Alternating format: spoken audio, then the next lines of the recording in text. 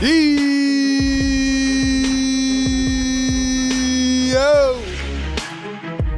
Yo! What is good, Philly Take Nation? Welcome on in to another edition of NBA Playoff Game Day Live. We're back for game number 2 of the series.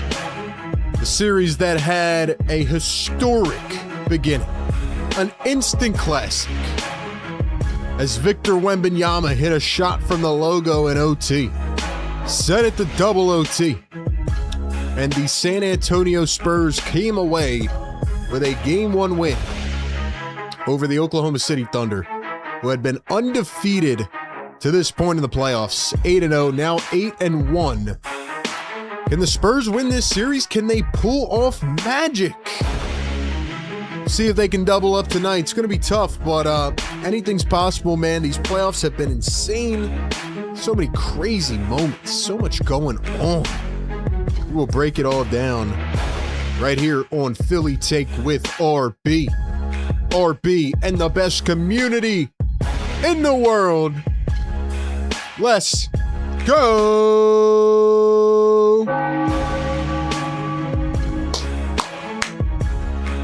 Let's go, man. Fire me up, man.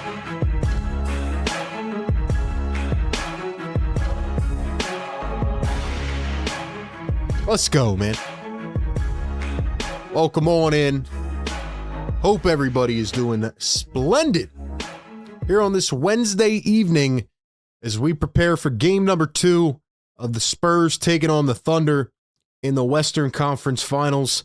Welcome in officially to the NBA Playoff Game Day Live show here on Philly Take with RB. I am your host, RB, and you know what we do, man. We give you pregame, live game, post-game coverage every single game, including our staple play-by-play reactions and analysis as it all goes down.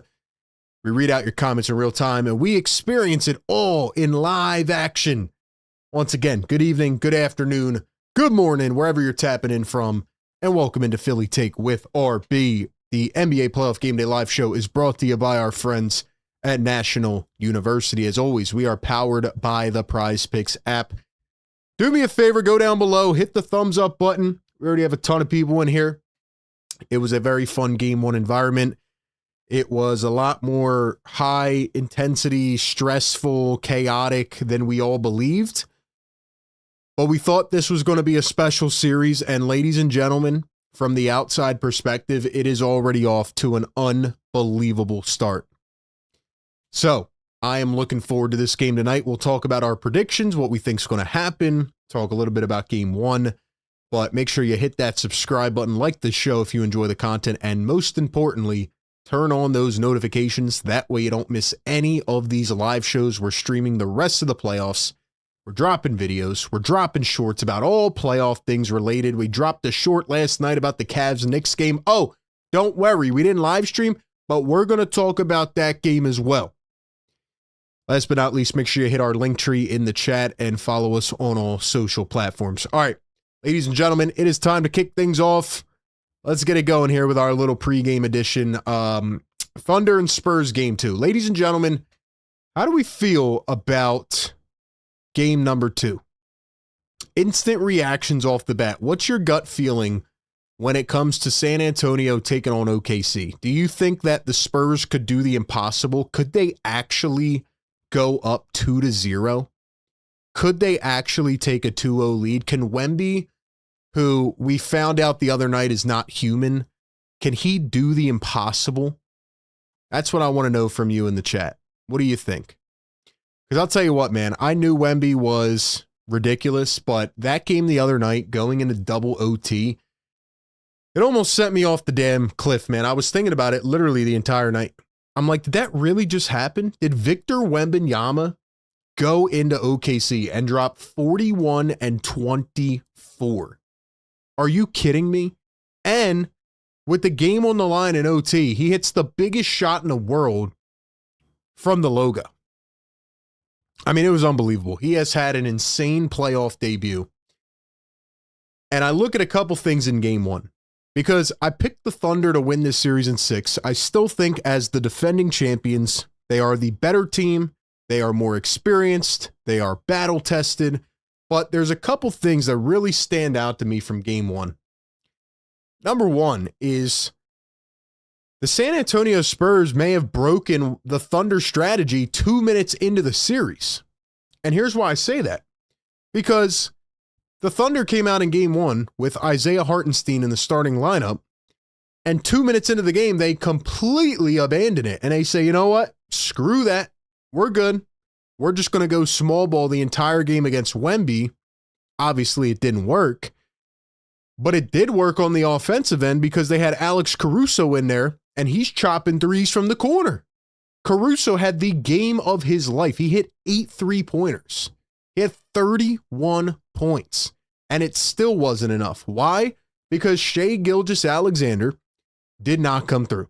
He had a bad game 1, but going back to the keys for game 2, I don't know if the Thunder can score on Wemby. I don't know if anybody can score on him because the defensive gravity and the motion that he had on the floor, the way that the Thunder were so snake bit in terms of just even entering the paint, it was like, whoa, we may have completely underrated Wemby's defensive gravity against 5 guards on the floor. Like, that's how impactful he is. We've never seen anything like this. So, with that being said, I think we kind of undervalued the Spurs' defensive ability, right? We came in game 1 and I said, okay, the Thunder play really good on-ball defense. They create a lot of points off of turnovers, a lot of fast break points. They didn't do that in game 1. The second thing is they didn't shoot necessarily well. Jalen Williams and SGA didn't shoot really that efficient, and Chet Holmgren was nowhere to be found. Your gut tells you that those guys are going to play better. Now, Alex Caruso is not going to drop 31 again. He will be a very vital, impactful player, but they need SGA to step up. And what the Thunder need to do, again, is just find a way to combat Victor Wembanyama. Like, that is what they really need to do. But I don't know if you can. And the crazy part is Wemby didn't even really shoot that much from beyond the arc or anything in game 1. They just dumped him the ball. He turned and he put it over his head where nobody can get to it. And he just ferociously slammed it down. So can the Thunder afford to go small ball against Wemby the entire game? I don't think they can. I think they have to figure something out. Maybe they go Hartenstein and they bring another big in, maybe go double big, try to, mess with Wemby, rough him up a little bit of physicality. But I think part of it is they just have to get SGA better shots. And what they need to do is what they started to do a little bit later in the game, especially in that fourth quarter, which is get SGA downhill, get him to the free throw line because he was not getting to the foul line at all. I think he had 2 free throws going into the fourth quarter. Then they started to do it, but it was a little bit too late. And they need to bring Wemby out of the paint, right? And they need to tire him out. They need to make him move. So that is where I'm at. That's how I feel about this game. I think it's going to be a crazy battle of X's and O's. I think Mark Dagnall and Mitch Johnson did a really good job of making adjustments in game 1. Like, they were just throwing counterpunch after counterpunch.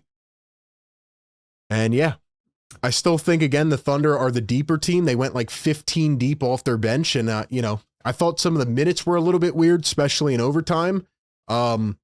But also I look at the Thunder and I say, even with how insane Wemby played and with as efficient as the Spurs offense was in game 1 late, it still took like a couple bad turnovers from the Thunder late. It took a crazy Wemby shot all to win that game. To me, that also shows how just strong in numbers the Thunder are. It takes a lot to beat that team. They did it in one game. Will it give them the confidence? My favorite part was after that game, Victor Wembanyama was asked, is it personal? Did you go out with a little bit of extra juice because SGA got handed the MVP trophy?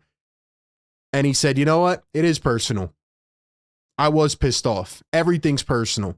Exactly what you said. I love that competitive fire. I love that competitive nature. And I think the NBA needs more superstars like Wemby. All right, ladies and gentlemen, Couple other things I want to see in this game. Just good basketball. You know, game one lived up to the hype. Hopefully it's not a blowout or anything tonight. I think this series can go 7. Originally I said 6, but I'm starting to think, I mean, again, I don't want to overreact at one game, but the level of intense hoops that we got, like top end level hoops, I think that this can be a 7-game series. So, ladies and gentlemen, I would like to turn it over to you here in the chat in just a minute. How do you feel about this game? The more you guys comment, the more you engage, the more we push this stream around, the more people it hits, and just the more fun we have. So I would love to hear you in the chat. I'll read out your comments. We'll watch the game. And I also want to talk about the Knicks and Cavs game as we get into this show as well. So, ladies and gentlemen, final score predictions. All right, I want you to drop them in the chat right now. I want to know who's going to win this game tonight. What will the final score be? Who will be the leading scorer? And how many points will they have? Once again, 4 predictions in the chat. Final score prediction, who gets the W? Who will be the leading scorer? And how many points will they have? I am going to give you my prediction for this game and a couple final thoughts on the other side. And I will read out a couple of the best predictions as well. But, ladies and gentlemen, before I go ahead and do that, got to give a shout out to our great partners of the show over at Prize Picks. Ladies and gentlemen, this is the perfect time to get in on the action. The playoffs are here in full effect. The conference finals. We have 2 incredible starts to the postseason here in the conference finals. And there's no better way to cash in on high-flying hoops action than with Prize Picks, a preferred partner of the NBA. Every bucket, every dime, every win means more when you're playing on Prize Picks. Don't pass up your next shot. Get $50 instantly in lineups when you play your first 5. You got to check them out because, as you know, you can parlay your picks into 1. You can pick the mores or lesses on 2 to 6 player stat projections, and they have the flex plays for more flexibility. They have the power plays for more biggest payouts, and they have the stacks feature, meaning you could pick the same player up to 3 times in the same lineup. If you wanted to pick, let's say, Wemby again tonight, more on the points, rebounds, and blocks, you can do all of that. You can make picks on your favorite players, points, rebounds, assists, or whatever other categories, all together in the same lineup, only on Prize Picks. Prize Picks offers early payouts. If your player gets off to a hot start, you have the option to cash out the winnings before the game even finishes. Download the Prize Picks app today. Use code CLNS. Get $50 in lineups after you play your first $5 lineup. Once again, that is code CLNS. Get $50 in lineups after you play your first $5 lineup. Shout out to Prize Picks, a preferred partner of the NBA and a proud partner of the show. All right, ladies and gentlemen, final predictions in the comments. Let's go. I want to see them. Drop them in the chat. We got 80 people in here already. Get us to 100 likes. All right. I want to push this stream through the algo. Let's get it to 100 likes. We can piss off the neighbors. It's late at night again, and it's been a long day for them. So let's piss them off. All right. First off, we have a $2 super chat from AP. He says, Wemby who? How about the Knicks? What a performance. AP loves his New York Knicks, but AP, you can't disrespect Wemby like that, man. You can't disrespect Victor Wembanyama. He put up a classic performance in game 1. He put up an unbelievable performance, and we will talk about the Knicks and Cavs here in a few minutes, but don't disrespect Victor Wembanyama. Don't disrespect Wemby. The question is, can Wemby do it again? That's the real question. Can Victor Wembanyama do it again? Keep in mind, these guys played a lot of minutes in game 1 too. Like, most of the guys played 50 minutes. So, yeah, it's going to honestly take a lot of wear and tear on their bodies, and I think the Thunder are more acclimated to deal with that because they go 15 deep. Whereas I think the Spurs are about 9 to 10 deep at most. And somebody in the chat says, is De'Aaron Fox playing tonight? The answer is no. No. De'Aaron Fox will miss his 2nd consecutive game. This is according to Shams Charania. He says De'Aaron Fox expected to miss his second consecutive game due to a right high ankle sprain. Excuse me. So De'Aaron Fox will miss his second straight game, and honestly, an ankle sprain is very tricky. So at this point, I don't even know if Fox is going to come back in the series, but I would ask San Antonio, do they even want De'Aaron Fox in this series? I mean, obviously he makes your team better, but what Dylan Harper did last game was highly overshadowed thanks to the historic performance by Victor Wembanyama. Like, Dylan Harper put up numbers that haven't been put up by a rookie in the playoffs in like 20, 30 years in game one. So Dylan Harper was phenomenal. Stephon Castle was great, but down the end of the game, he did have a ton of turnovers. He finished the game with 11 turnovers, even though he had 11 dimes, but still, that's a lot of turnovers. So, ladies and gentlemen, the question is, can Victor Wembanyama do it again? And will the Spurs do the impossible and win game 2? Give me your final predictions in the chat. What do you guys think? Final score prediction, who gets the W, leading score prediction, and how many points will they have? My opinion on this game, my final prediction is I do think it's going to be another great game. However, I just do not see the Thunder losing again. If they do, they are in real jeopardy of losing this series, because I believe the Spurs will take one of two back at home.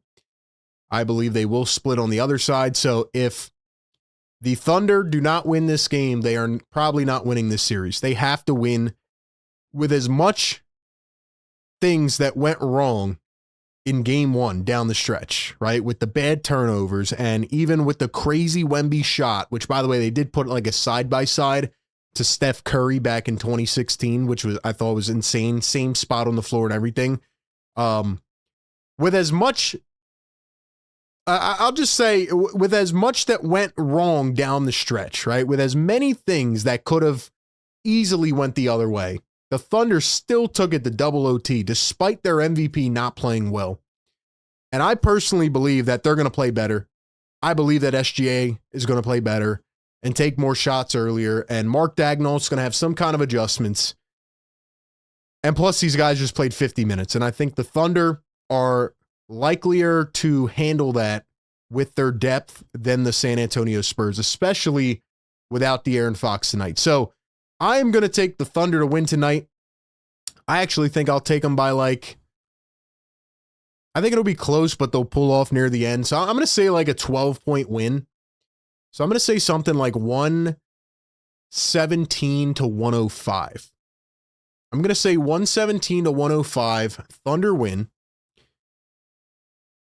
Teams are 0-13 all time when losing first two games of conference finals at home. That's pretty crazy. So the Thunder literally need to win. I'm going to say 117-105. And I believe that SGA will get a lot more calls tonight, and I believe he will be more aggressive early on, and he will lead the game in points. So I'm going to say 32 for SGA, and the Thunder win 117 to 105. Those are my final predictions. 117-105, SGA with 32. Give me yours in the chat. And while you do that, just for the fun of it, I'm going to say drop the beat, man. Let's get some hype up in here. Let's go. Come on, chat. Let's go. Drop the beat, man. Nas says 117-110 Spurs. Thunder 112.99 says Kid Kern. Wolf says 115-112 Thunder. Who else we got, man? What else? Drop them in the chat. Where's everybody at, man? Hit the thumbs up button. Subscribe to the channel. We got to wake up the neighbors tonight, man. Let's go. Teams that go up 2-0 in a series are winners 92% of the time. Thunder need to win this game. If not, they're getting taken off the throne, man. Two best teams in basketball. This is still my NBA Finals. To me, this feels like the NBA Finals. Now, I do think that is a bit of a discredit to what we saw last night. I did put out a short right after the game here on YouTube Shorts and Instagram and Twitter and all, and TikTok. So make sure you follow us on all those platforms. I did put out a quick reaction after the game. I was watching the end of it. First and foremost, because, all the Knicks fans came flooding to my comments per usual because they love me and I tell them the truth and they can't get enough of me. Simple as that, and all the little nasty ones type their crazy messages as they're probably 10 years old sitting on their iPads. But nonetheless, I'm not trying to discredit the New York Knicks. That was an insane comeback last night. And Jalen Brunson pretty much led an 18-1 run by himself in the fourth quarter. It was insane. However, if you ask me about that game last night, I am going to give more blame to the Cavaliers than credit to the New York Knicks. And I'm not trying to hate, I promise. It's just very hard to choke a game away like that. And to double down on it today from Kenny Atkinson is insane to me. So anyway, if you want to know what happened last night or you want my thoughts, last night the Knicks did absolutely nothing for 3.5 quarters. And with 7:50 to go, they go on an 18-1 run. The Cavs choke a 22-point lead. Then they go to overtime and they get outscored 14-3. Why did they lose the game? Because Kenny Atkinson turned into Doc Rivers. Oh, I'm so serious. He kept James Harden on the floor. There was a crazy video compilation put out today. I believe they said in the fourth quarter, James Harden was targeted on like 90% of the possessions and gave up 1.9 points per possession. That is like virtually impossible. And Jalen Brunson just went one-on-one against James Harden every single play. And they asked Kenny Atkinson about it, and he pretty much says the Knicks got a little lucky and that he would not consider benching James Harden for defensive reasons. And he said James Harden has been one of our best defenders in the playoffs. So maybe some of it is just protecting your player, but part of it is just like, you screwed up the game, Kenny Atkinson. And he didn't call a timeout at all. He let them go on an 18-1 run with no timeout call. It was the most Doc Rivers thing I've ever seen in my life. And then he doubles down on it after the game. So I'm sorry, but 85% of that is blame on the Cavaliers. They started shooting the most ridiculous shots. Sure, the Knicks hit a lot of threes and, Landry Shamet puts one up and it like hangs on the rim and then falls. They did have a little luck. But I saw James Harden turn the ball over like 4 times in the last couple minutes. He went 5 of 16 for the game, 1 of 8 from 3. I don't know how many times I have to keep telling you this, and isn't it crazy? Chat, my diehards, I want y'all to talk to me, man. Isn't it crazy how I say these things and then they age perfectly? You know how many like weird fanboy Cavs Harden fan pages there has been? There's like weird Harden fans that just come at you when you say anything about James Harden. I can sit here and say that James Harden really helped the development of Tyrese Maxey, but he's never going to get past the conference finals again or win anything because he disappears in the spotlight. And the facts are the facts. James Harden does not show up in the big moments. I saw 4 stats today that talked about James Harden being one of the worst playoff players ever. James Harden, like if I could find these stats, man, that I saw today, like it is crazy to me. I can't even find them right now, but he has like the lowest like field goal percentage amongst all players that have played a certain amount of games in the playoffs. Like it's just crazy. He just is not good in the playoffs. He's not. He can't get over the hump. And he got targeted on defense every single play in the fourth quarter. And then in overtime, he's like trying to ISO step back and gets, contested from 50 feet away. So anyway, I was right about James Harden. I was right about a lot. Not right about everything, but yeah, the Cavaliers choked that game away. Okay, and the last thing I want to say is the Cavaliers deserve to be swept. I said that on my quick reaction last night.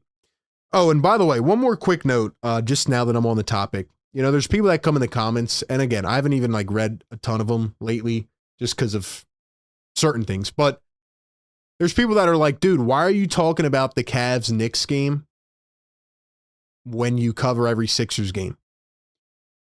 I just want to let you guys know that because you cover a certain team doesn't mean you're not allowed to watch the rest of the playoffs or cover another game. I literally have done this for the last 5 years. And plus, I get to kind of just do what I want. That's the beauty of not sitting up here with a suit and a tie and an earpiece in, listening to a producer. I just kind of call the games at my own pace and do what I want. So anyway, yeah, I've been watching every single game. But yeah, the Cavaliers deserve to be swept. I originally picked the Knicks in 6 to be nice to the Cavs. I was thinking 5, but I went 6. But I think they're going to get swept because that was absolutely demoralizing. That was their chance to steal the series and have any opportunity, and they blew it. Simple as that. So screw the Cavaliers. Knicks are going to the finals, and they're losing in 5 to whatever team wins this series. This is the NBA Finals for me. All right, couple more predictions in the chat. Let's see. Spurs in 4, says Manuel. Huckle says, Thunder 98-92 in a defensive battle tonight. Estelle says 108-103. Thunder, what's up, Estelle? Dead Stew, what's going on? I think OKC will win, but still want the Spurs to win. Nas says, let's go, guys. Smash the like button. Dead Stew says, Landry Shamet was nice. He really was. Another one that got away, man. Shout out Landry Shamet.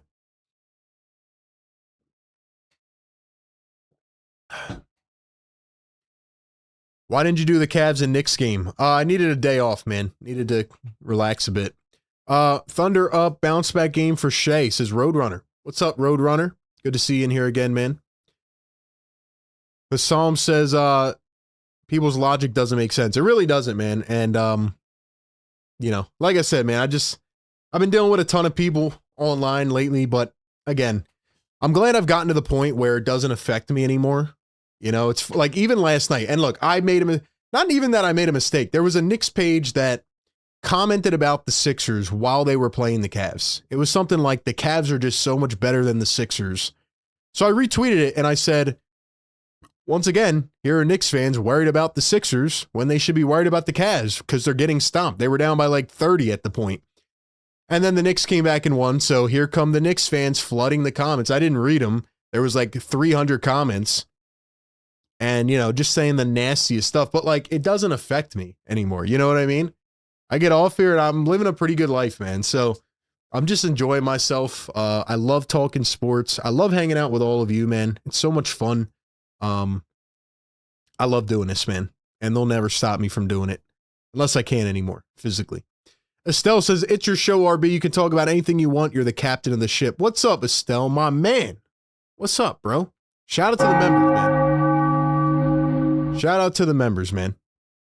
If you guys want to become a channel member and support the show and get all the exclusive benefits, hit the join button and, yeah, man, hit the link pinned in the chat. Let's go, man. Let's go. We got 100 people in here already, man. We got 100 people in here. Hope y'all are doing well. I will consider streaming some of the Cavs-Knicks series, but I honestly think this series is going to be way better. I know game 1 was fun yesterday, but yeah, I'm looking forward to this series, and I'm really looking forward to tonight, game 2, and seeing what happens. But guys, it's a collaborative effort, man. I need everybody to hit the thumbs up. It really helps push this through the algorithm. Obviously, we stream every Sixers game. We've done some other NBA streams, but the algorithm doesn't fully recognize that we're streaming another game. That's why I need y'all to help us push this out. I need y'all to help us push this out by hitting the thumbs up and subscribing to the channel. And thank you for being here. All right, let's see. Dead Stew dropping the fires in the chat. James says Thunder in 7. Knicks own the Spurs during the season, says Wild. Well, I don't care about the regular season. Spurs are looking good, man, but I don't know. The Thunder are the defending champions for a reason. Like, the Spurs still have to get past the Thunder. I know game 1 was amazing, but it's a long series, a lot of adjustments. So we will see. Last thing I'm going to ask of you guys is, once again, click the link tree in the chat. Follow us on all socials. We're trying to grow on TikTok, Instagram, etc. So definitely follow us over there. Any bold predictions? Any bold takes for tonight? Drop them in the chat or forever hold your peace. We did get the NBA all rookie teams as well. Shout out to VJ Edgecombe. Let's go. Here are the all rookie teams for the NBA. First team is Cooper Flagg, Dylan Harper, VJ Edgecombe, Con Knipple, and Cedric Coward. And the second team all NBA rookie is Ace Bailey, Jeremiah Fears, Colin Murray Boyles, Maxime Renault, and Derek Queen. $5 super chat from AP. AP, what's good, my guy? By the way, the guy we should be afraid of, Jalen Brunson, dropped 61 against him. Your NBA Finals was against the Celtics. That was epic. I don't know if you're trying to troll me, AP. That was an epic comeback by the Sixers, but no, this is my NBA Finals, Thunder and Spurs, because the New York Knicks are not beating either of these teams. The Cavaliers are not beating either of these teams. Yeah. The Knicks won yesterday because the Cavs literally crapped on their own face in the fourth quarter. That's what they did. The Cavaliers literally handed the game to the Knicks. And look, shout out to Brunson and the Knicks. They went on a great run. But the Cavaliers literally played one way for 3.5 quarters. And then we're like, okay, we're just going to dribble the ball off the floor. We're not going to use any of our size and physicality. We're just going to chuck the most ridiculous shots. And by the way, while Jalen Brunson is going one-on-one every play on James Harden, we're not going to bench him. It was one of the most delusional coaching game plans in the fourth quarter that I've ever seen in my life. It was absolutely terrible. And the fact that Kenny Atkinson doubled down on not benching James Harden is insane to me. And he used 0 timeouts on an 18-1 run. It was the most Doc Rivers thing I've ever seen in my life. Simple as that, man.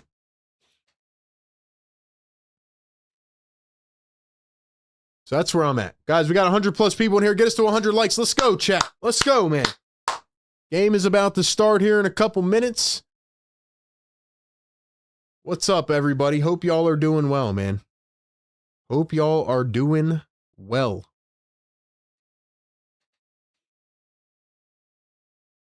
So once again, no De'Aaron Fox tonight here in game 2. A lot of these players coming off playing 50 minutes last game. They're going to be gassed. Thunder desperately need a win.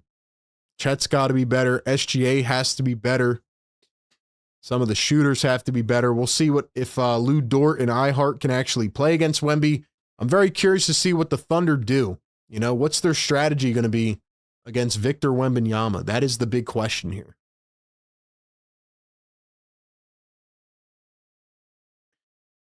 Electric Feel, what's going on? Just joining. What is RB's pick tonight? I'm going to take Thunder 117-105 tonight. And I'm taking SGA for 32 to lead the game. Drop your predictions in the chat. So the same starting lineup for the San Antonio Spurs. They're rocking the white jerseys, and Thunder will be rocking their blue jerseys. Did the Spurs wear the white jerseys last game? I think they did, right?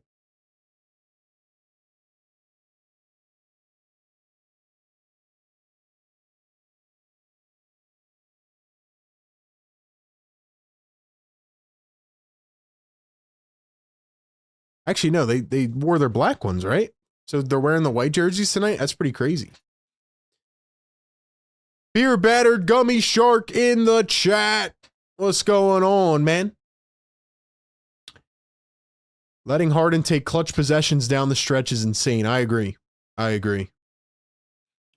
Another masterclass from Wemby. I think Wemby will play well, but, I mean, the dude played 51 minutes the other night, which is crazy. By the way, same starting 5 for OKC. SGA, Jalen Williams, Lou Dort, Chet Holmgren, and Isaiah Hartenstein. So, very interesting that they're sticking with the same starting lineup. They did abandon it last game after 2 minutes, so we'll see what their game plan is tonight. But, yeah, they're going to at least start with Hartenstein. Wick says horrible prediction. What makes it horrible?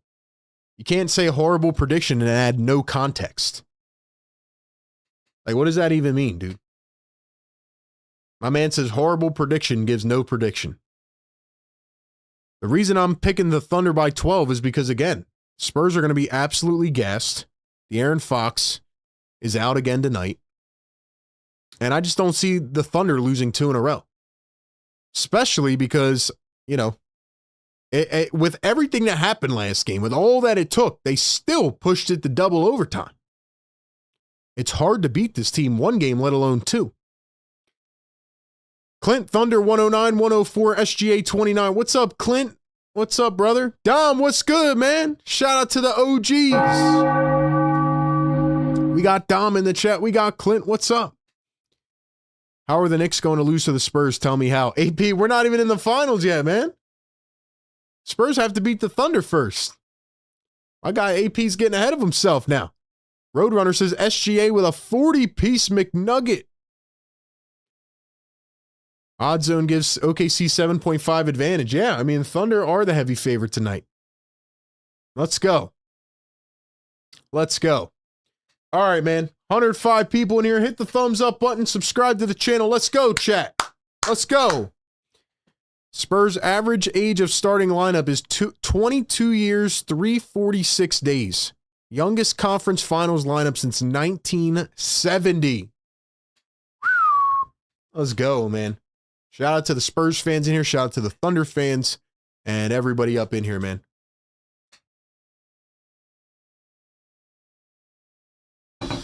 All righty, here we go.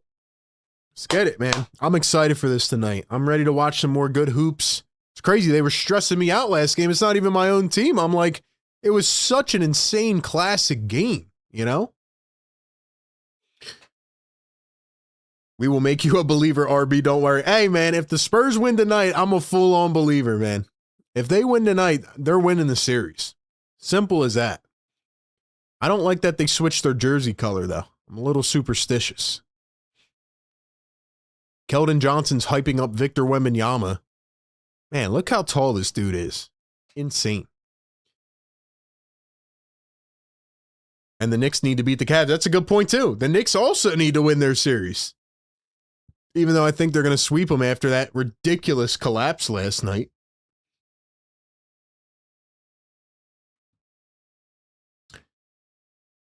All right, man, let's see. Let's see. RB, thanks for covering the Phillies game earlier. Steve, what's up? Yeah, I was covering the Phillies game over on my guy, Play-by-Play with JJ's channel. Shout out to him for letting me fill in. Dobbs just can't believe the epic collapse by the Cavs. All right, here we go. Here comes this stupid drone cam again. Here comes this stupid drone cam. But the Spurs have it first, rocking the white jerseys tonight. I don't know why they switched. Here's a pick and pop Vassell for 3. Can't get it to go. Hartenstein the rebound, and the Thunder are off. Here is SGA. SGA going to dribble, drive, and kick. Here's Lou Dort with the left hand. He drives against Harper, floats it up mid-range, and got it to fall. Thunder strike first. We'll get the stats and everything up here in a second. Wemby has it near the logo, where he did some damage the other night in the first overtime. Wemby getting active off the dribble. He pulls it up, tries to draw the foul, and he does. Wemby's going to get the first foul on Isaiah Hartenstein. Then he goes to talk to the referee. 113 people in the chat. Let's go, guys. Get us to 100, man. Get us to 100 likes. I appreciate y'all. I want to hit the air horn, man. Where's Secret Underdog, then? I don't know, man. Fallen OG of the channel, I guess. Here's Stefan Castle. He finds Vassell wide open from 3 from the wing. Can't get it. Missed a wide open shot. Here comes OKC. J-Dub at the top. He's working with the left hand. Steps back on the hezzy. He drives and kicks. Here's Lou Dort. Dort against Harper. Drives, turns, goes up. Didn't get the foul. No, he did. He did get the foul. So it'll be the first foul on Dylan Harper. Like I said, some of these guys have to have tired legs after the other night. I mean, you know, it's just crazy. how many minutes they had to play in game one of a series. I mean, that can take a toll for sure.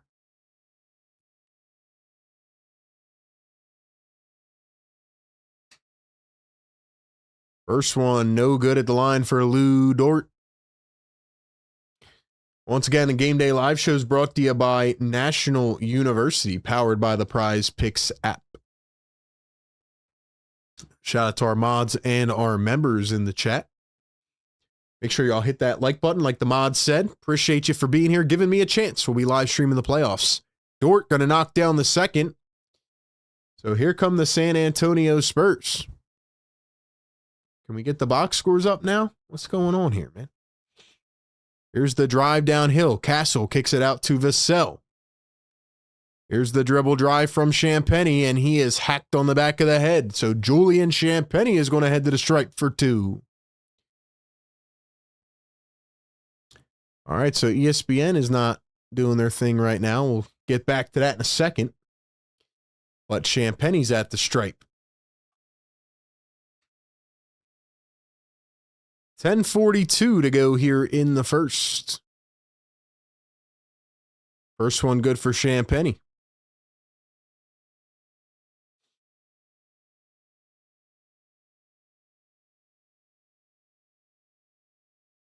Let's go, chat. How are we feeling, man? Drop some of those emojis. Drop some love in the chat. Let's get everybody involved. Second one is good for Champagny. He's good on a pair. So it is 3-2.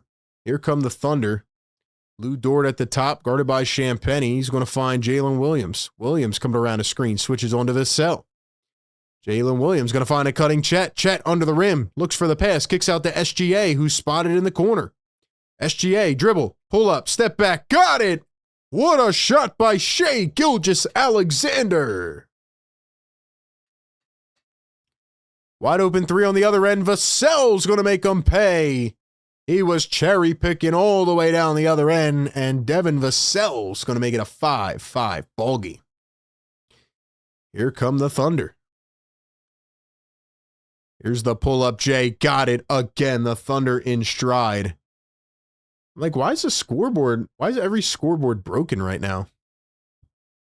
Wemby's going to pull up a three, and he drains it. The Spurs take the lead. This off season, guys, I promise I'm still working on customizing my own scoreboard. Got a lot in the works, so trying to figure out the best way to streamline it so it's not too much work during the stream. But I'm going to be making my own scoreboard so we don't have to worry about this anymore. Anyway, the score is 8-7. We got 130 people in the chat. Welcome on in. Thanks for being here. I don't know why every scoreboard is like broken right now. Here's SGA going to drive downhill. He steps back from the midi and pulls up and hits. So a lot more offense from SGA here to begin game number 2. He's off to a 4-point start. Harper behind the back, spins to the right, drives downhill, through contact, goes up and bullies Dort out of the way. 10-9 our score. Here's Jalen Williams. Williams dribbling, driving, floats it up, and he is fouled. Hartenstein knocked to the ground.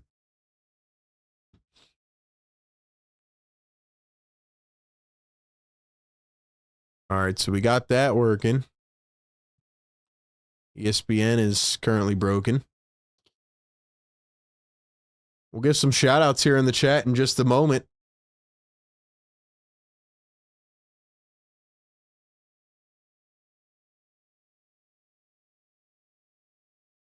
I think they're challenging. I'm not sure, but Mitch Johnson is talking to Tony Brothers. I think they're challenging something here. 150 people in the chat. What's up, everybody? Welcome in. It is game number 2. Spurs taking on the Thunder. Spurs lead the series 1-0 after an instant classic in game 1. How's everybody doing, man? We have Electric Feel in the chat, Dom in the chat, AP in the chat, Donnie in the chat, 00 in the chat. What's up, everyone? The more you guys interact, the more you engage, the more fun it is. Let's go. See if I can figure out why these scoreboards are not working. Let's see.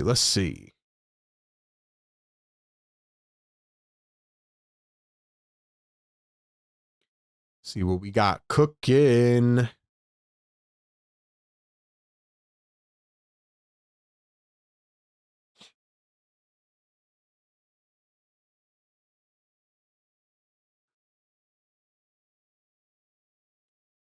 So we still got nothing working over here on the ESPN side. But guys, 150 people in here. We should have 100 likes right now, man. Guys, if you enjoy this coverage and these extra streams that we are doing for you here in the playoffs, show your boys some love, man. Get a part of the community.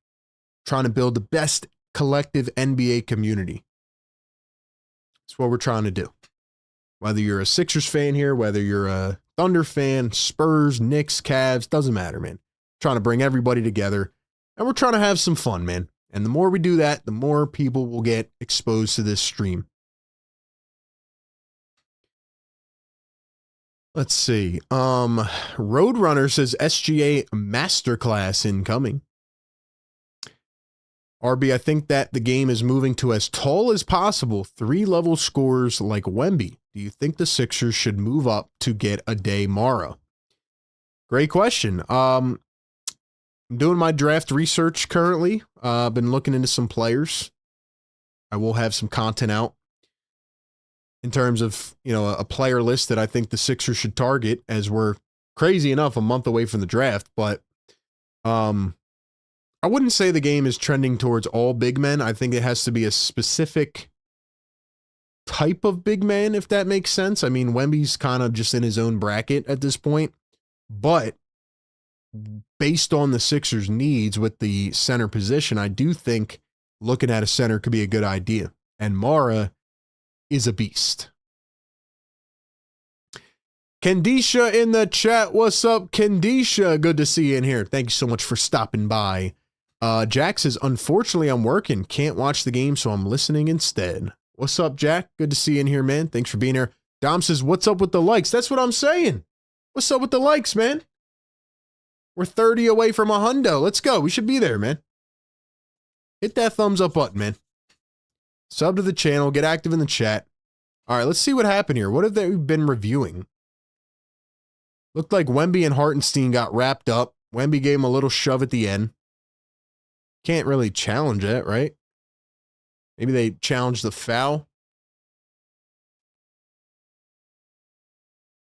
I don't know what's going on. Everybody's complaining. Non-call, call. Let's go.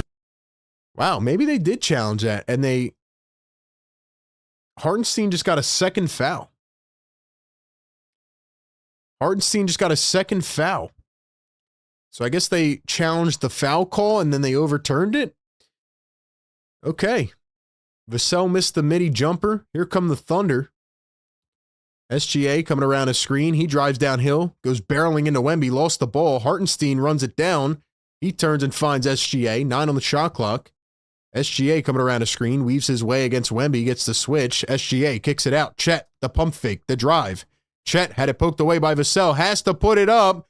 He hits the shot, but it was a tad late. 10th of a second too late. And the ball is going to be turned over. Chet Holmgren better wake up. Just like the neighbors need to wake up. Chet better wake up because he looks like he's half asleep. Here's Harper going to kick it all the way back to Vassell. Now swings to Champagny. Blows by Dort. Goes all the way. Kicks out to the corner. Harper the touch to Vassell. He's wide open. Chucks a three from the wing. And it is a bit short. Picked up by OKC. And here they come. Jalen Williams driving down the lane now. Williams going to turn with the left hand. Puts up the midi. He airballed it. It's short. It's short. Can we get our scoreboards working now? What's up, man? ESPN, fix your site. Wemby had it poked away. Thunder steal it. A turnover. SGA on the fast break. He turns. He's got Vassell one-on-one. Spins to the right. Kicks up the Dort. Now Hartenstein. Hartenstein wide open floater over the long outstretched arm of Wemby, and it goes. Here's Stephon Castle down the other end. Castle gonna drive, try to yam it down. He was met by SGA, but he's fouled. Stephon Castle tried a ferocious slam, but it did not go. All right, I think we finally got the box scores up now. ESPN trying to get on their stuff. May not be up to date, though. Let's see. Here we go. Bang. All right, cool. First one, go to the line for Stefan Castle. $5 super chat. AP says, RB, if I ever catch a game in Philly, and if you're there, I'm going to be sure to have my Joel Embiid jersey and have you sign it. You're one of the faces of Philly. AP, my man. AP, I appreciate the kind words, man. I wouldn't say all that, but I appreciate the kind words. And you have a Joel Embiid jersey as a Knicks fan? That's interesting, man. Maybe AP just respects ball. He respects the game, maybe. You know, maybe he's just a ball lover. NBA hooper, you know? Shout out to AP, though, man. I appreciate the kind words. Free throw is good for Castle. 2 of 2 at the stripe.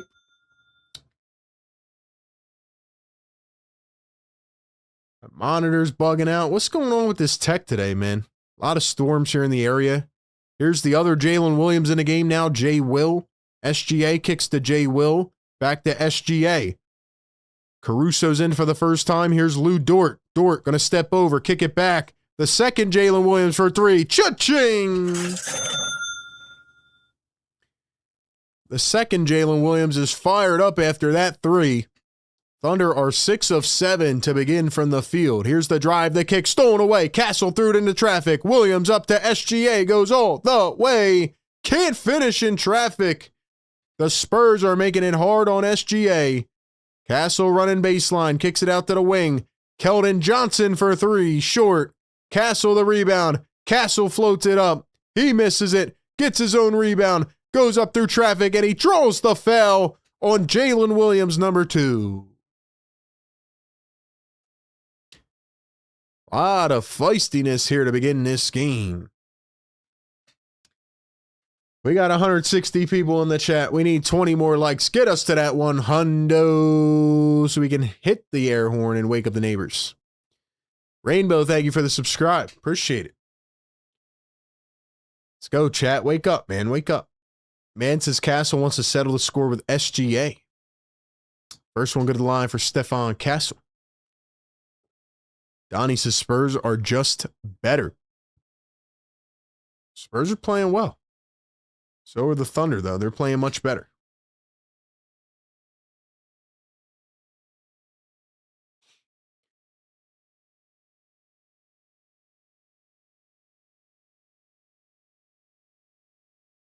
Let's go, chat. Let's keep pumping this live stream out to more people, man. Let's keep pumping this show out. Let's go. Hit that thumbs up button, man. And Castle going to knock down at the line.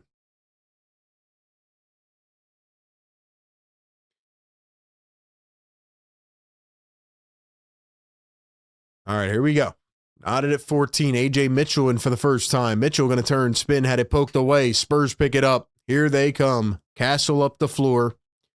Castle against Caruso. He's going to drive with the left hand. One bouncer inside. And Cornette in for the first time. Slams it from the dunker spot. Here come the San Antonio Spurs. I'm sorry, the OKC Thunder. Jared McCain with the rock. Turns, kicks, J. Will out to AJ Mitchell. Thunder going deep into their bench now. Lou Dort going to drive, kick out to the corner. McCain for 3, bounces in, out, and just missed it was Jared McCain. Here come the Spurs. Castle down around a screen. They're in drop coverage. Castle pulls up and hits.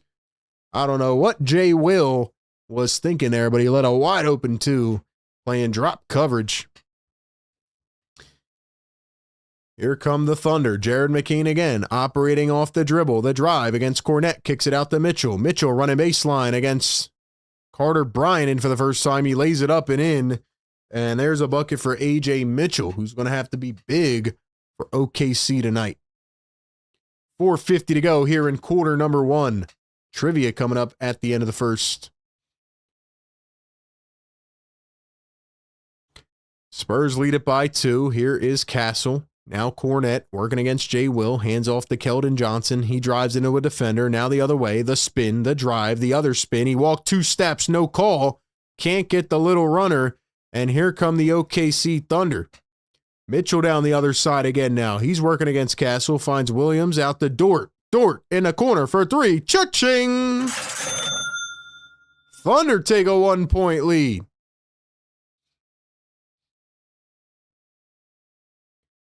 Here is Castle down the other end. He's going to drive through traffic, floats it up. What a shot! Off balance. How did he get that one to go? Wemby applauds from the bench. Here are the Thunder. Mitchell. Williams, number 2. Short again. McCain tracking it down. He has it. McCain drives all the way through traffic, goes up, misses it, puts it back, got it. Did the bucket count? He was fouled. Are they going to call it on the floor, though? I think they're calling it on the floor. I don't know. That was close, man, but they're going to call the foul on the floor for Jared McCain.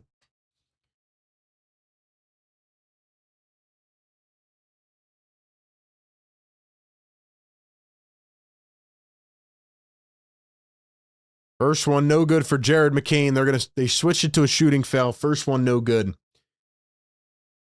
Busy B in the chat. What's up, Busy? I just saw now that you went live. Guys, this is why we got to hit the thumbs up button. We got to push this channel and this stream through the algorithm, man. I need everybody to hit that thumbs up. Get us to 100, man.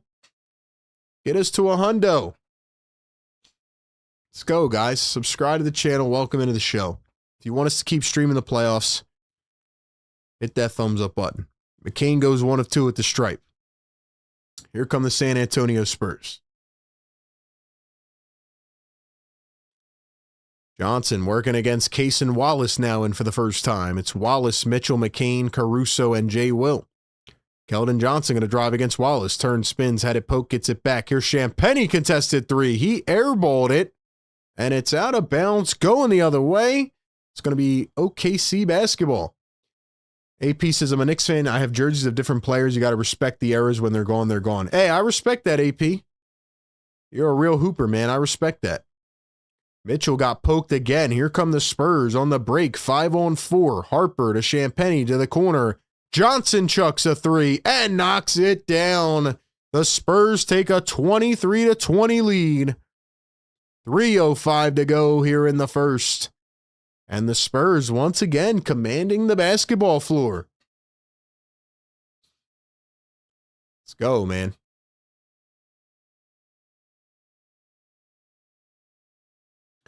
McCain is a problem, says Don Boyle. I have about 50 different jerseys, different players, Jordan and Magic. Maybe do Knicks games or your ego won't let you do it, LOL. I don't know what that means, bro, but that sounds pretty idiotic. Coming from a Knicks fan, though, makes sense. Yeah, me not doing the Knicks game yesterday has nothing to do with an ego.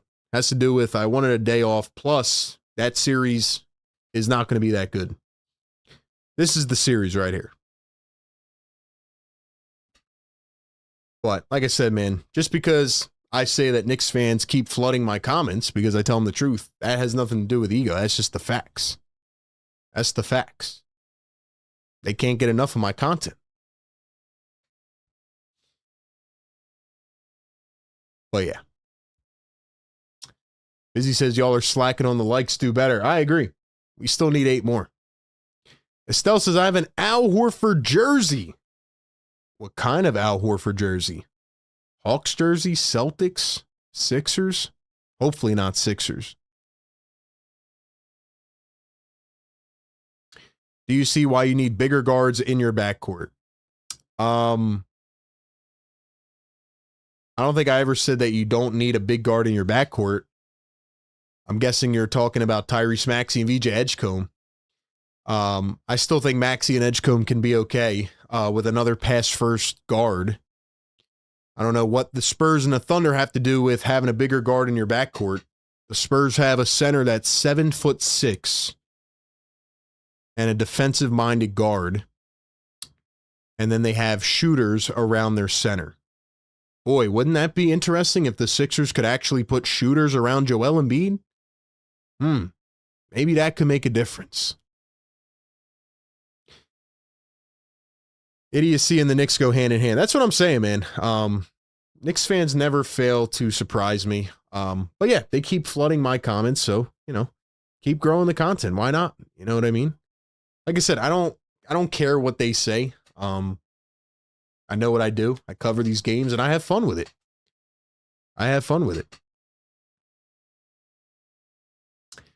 No glazing, you're a pretty good commentator. Thank you, man. Appreciate that. That was a heck of a comeback and a collapse. I agree. Epic choke job. I know the tweets you sent out last night were idiotic. Which tweet in particular? Because all the tweets I sent out were pure facts, and it's not my fault that Knicks fans come flooding onto them. They can't get enough of me. Knicks fans love me. I mean, honestly, a lot of different fans enjoy the content, but it's not my fault. I'm not tagging you guys. You guys are coming over to my tweets. What does that tell you? You ever think about that? Or you can't get to that level of thinking? If I'm putting out a tweet about a game and Knicks fans are flooding the comments, hundreds of them, what does that say about Knicks fans? Ever think about that? Kenny's postgame comments infuriated me, talking about liking to save timeouts. Dude, busy. We were just talking about that like 20 minutes ago. It was the most Doc Rivers thing I ever saw. Plus, he doubled down on not benching James Harden for defense. It was crazy. Crazy. Anyway, shout out to the community, man. Shout out to y'all. Spurs lead it by 3. Here's Jared McCain. The acceleration to the rim. Misses the layup. Come on, J-Mac. Johnson downhill. Floats it up. Misses it. Johnson misses it again. Cornette with the third attempt. Freaking Luke Cornette, man. Luke Cornette. Here's Jalen Williams. Williams floats it up in traffic. What a terrible shot selection. Thunder are still playing bad right now. McCain going to steal it back on the other side now. 2-on-2. McCain floats it up. Jalen Williams throws it down. 3-point game. Algorithm sends me your tweets. Yeah, you know why the algorithm sends you my tweets? Because you guys click on my tweets. That's why. And because they're quality tweets. And you can't escape them. That's why. Because you guys want to comment on every tweet. It's going to send you more tweets. Learn how the algorithm works.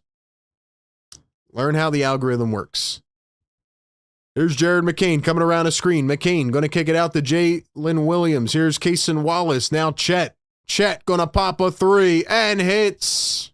Thunder knotted up at 25. Knicks fans are the worst in the league. They haven't won anything in 300 years, and he dares to speak. Exactly, man. Exactly. But that's usually their downfall, so I'll let them keep making the same mistakes. That's on them. Gabriel says, very proud of your work, RB. I'm a huge fan. Gabriel, shout out to you, man. Shout out to you. Thank you. Here comes Wembanyama back in the game. He's only played 5 minutes. Like I said, 51 the other night is probably taking a tax on him. Probably taxing him like crazy.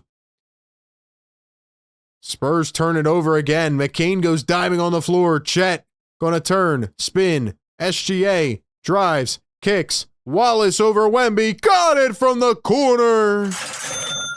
Thunder retake the lead. Julian Champagnie up top. Here's McLaughlin in for the first time. He's going to answer on the other end. Jordan McLaughlin didn't play in game 1, but the Spurs need some bodies. They need to eat up minutes. SGA going to find McCain. McCain dribbles downhill. McCain floats it up and hits. Let's go, J-Mac. 40 seconds. Blocked by SGA on the other end. Spurs get it back.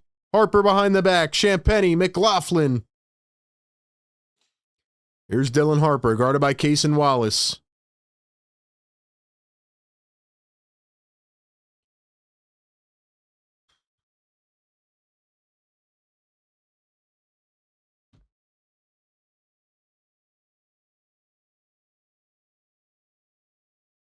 Can you guys hear me in the chat, man? Drop a 1 if you can hear me in the chat. First one, go to the line for Mitchell.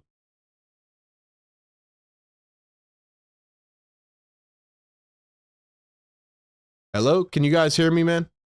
Drop a 1. Dude, I don't know what the heck is going on today with technology, man.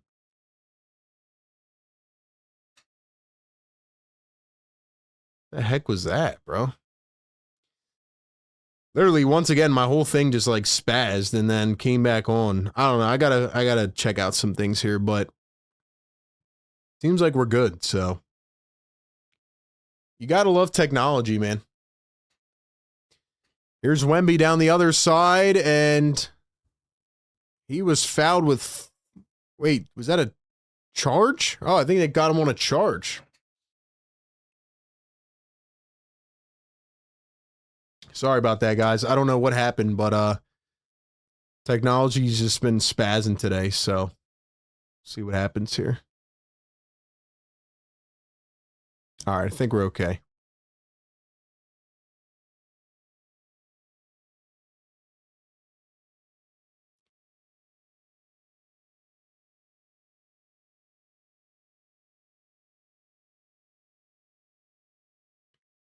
There's a pull-up at the buzzer, and it is no good for OKC, so we head to the end of the first quarter. It is 31-31. Once again, we are in store for a cardiac game. Cardiac game, man. All right, ladies and gentlemen. Well, don't know what the interruption was, but we got 150 people in here. Hit the thumbs up button. Get us to 100 likes. It is time for our favorite segment here at the end of the first quarter. You know what it is, man. Sixers, Scholars, Trivia, NBA, Playoff Edition, NBA Scholars Trivia. Presented by National University. Shout out to NU. Check out all their programs and curriculum options down below. All right, man. NBA Scholars Trivia. You know the deal. Only one guest permitted in the chat. We'll do it for some bragging rights. We'll have some fun with it. NBA Scholars Trivia. Here's the question. Listen closely. I will say the question, and then I will put it into the live chat. All right, here we go, man. The question of the day is, this season, in the regular season, SGA broke Wilt Chamberlain's record of consecutive 20-plus point games. The question is, how many consecutive 20-plus point games does SGA currently have in the regular season as of the final game of this season? So once again, the question is, how many consecutive 20-plus point games right now does SGA currently have in the regular season? He broke Wilt's record this year, but I'm not asking for how many he broke the record with. I'm asking how many does he consecutively have right now? I'm going to give you guys 30 seconds, and then if nobody gets it, we'll see who got it without going over. Once again, how many consecutive 20-plus point games in the regular season does SGA have? And yes, it can span across multiple seasons. 30 seconds on the clock.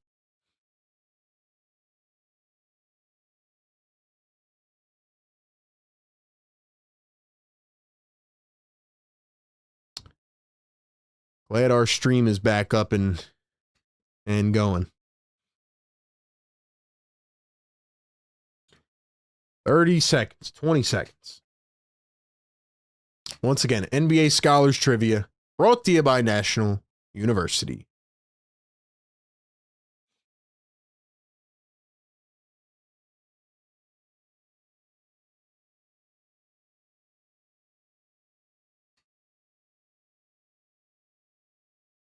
Ten more seconds.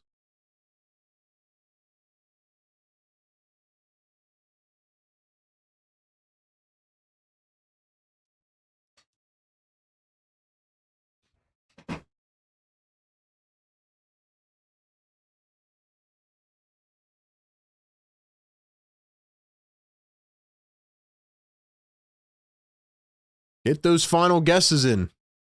I'm going to stop it here in a second. Here's the drone cam to begin quarter two. It's Isaiah Joe in for the first time, the former 76er. Mitchell going downhill. He drives, floats it up off the window, can't get it to go. Spurs have it. Caruso takes it back for the third time, floats it up, and he is fouled. Caruso to the line for two. All right. We got a handful of guesses in the chat. So once again, the question is, how many consecutive 20-plus point games does SGA currently have in the regular season? Now, I see some guesses that say 127. That is how many he broke the record with. SGA broke the record at 127. However, he went on to have 13 more for the rest of the regular season, meaning the correct answer is 140. 140 is the correct answer. 140. And the person that got it closest without going over is Dawood. Dawood, congratulations, man. And thank you all for playing NBA Scholars Trivia here on game number 2 of Thunder and Spurs. Wemby at the top after the free throws made by Caruso. Here's McLaughlin, floats it up, and he's fouled on the floor by Isaiah Joe. Like I said, you guys got to listen closely.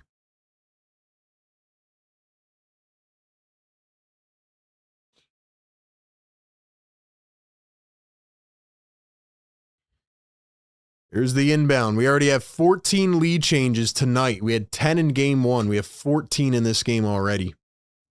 Here's SGA, going to drive, step back against Vassell. Here's Caruso, now SGA, guarded by Vassell. SGA going to drive and kick. Caruso, corner three, and hits it. Caruso knocks it in. He had 31 in game 1. What a bucket for Caruso. Castle floats it up. That one's off the mark. Thunder have it. 36-31. SGA drives, floats it up, and he is fouled. So he is headed back to the charity stripe.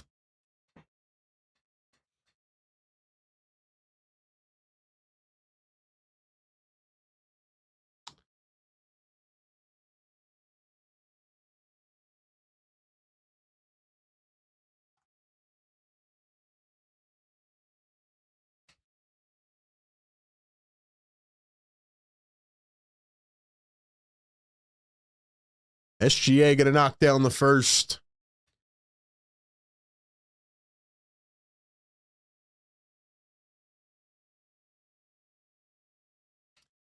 All right, HRM, chill out, man. We don't care about the Knicks right now, man. We're watching his game, so chill out in the chat. Let's keep it cool in the comments, man. Let's not take shots at each other. 38-31 is the score. McLaughlin going to find Vassell. Poked away, into the air. McLaughlin gets it back. 10 on the shot clock. McLaughlin over to Wemby. Wemby on the wing. Guarded by Hartenstein. He's going to drive. Goes up through traffic. Misses it. Floats it up with the left hand this time. And he puts it back in. 5-point game. Everybody in the chat, let's keep it respectful, all right? SGA pulls it up. Got it. Fouled and won. Yes, sir. So far, this game is going exactly as I predicted it. SGA getting to the free throw line a lot more. A lot more. We got 140 people in the chat. We finally hit 100 likes. Let's go. Drop the yes, sirs. Drop the yes, sir. Yes, sir. Yes, sir. Wake 'em up.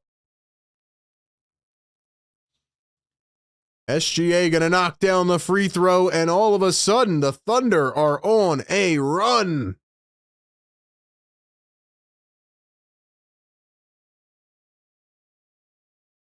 Spurs answer right back down the other way. Dude, why are these browsers being weird, man?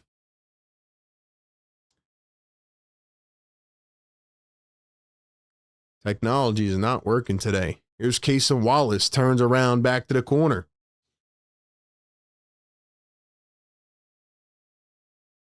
Caruso puts it up and hits it again.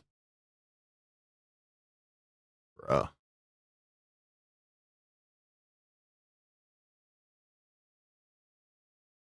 Stolen away by the Thunder again. SGA up the floor, finds Isaiah Joe. Isaiah Joe from the wing, misses it.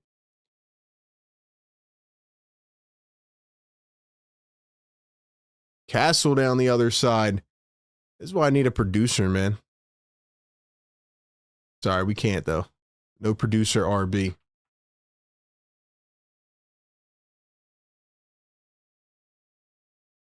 Castle now up to 10 points. SGA mid-range. Can't get the bounce. Wanted the foul. Didn't get it. Here come the San Antonio Spurs. Vassell down the other end. He runs into Isaiah Joe. He barreled him. I think it's going to be...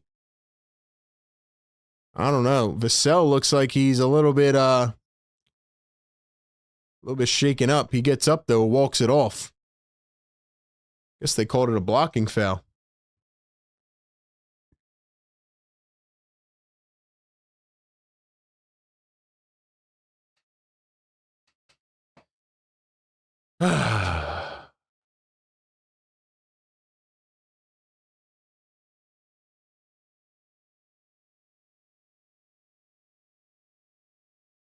This technology needs to pick itself up. Our rim protection is completely collapsing. Perimeter defense is not there, says 00.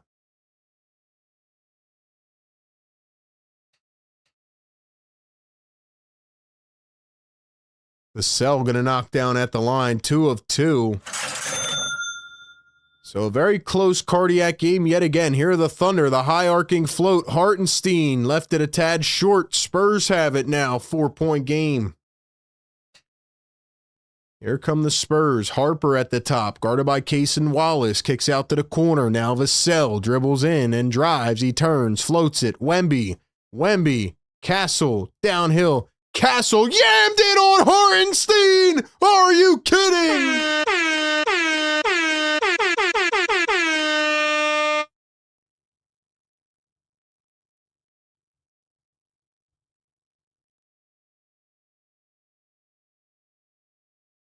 Case and Wallace on the other side hits a 3. Yo, holy crap. I got to see that again, bro. I have to see that again. Oh my gosh. Let's go. Oh my gosh. Castle throws it away. He's turning the ball over a lot.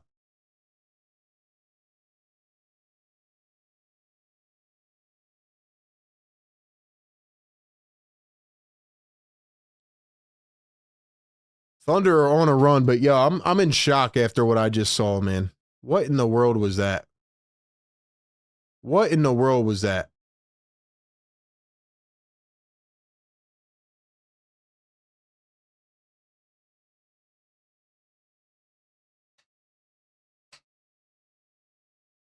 Oh my gosh, yo. Yo, Stephon Castle maybe just threw down the dunk of the year. I think Castle just threw down the dunk of the year. Holy crap, man. That was insane. He cocked it back all the way one-handed and just yammed it on Hartenstein. Holy smokes, man. Oh my gosh. Castle does have 5 turnovers already, though, in the second quarter. He had 11 in game 1. He's got 5 already. Holy smokes. Holy smokes.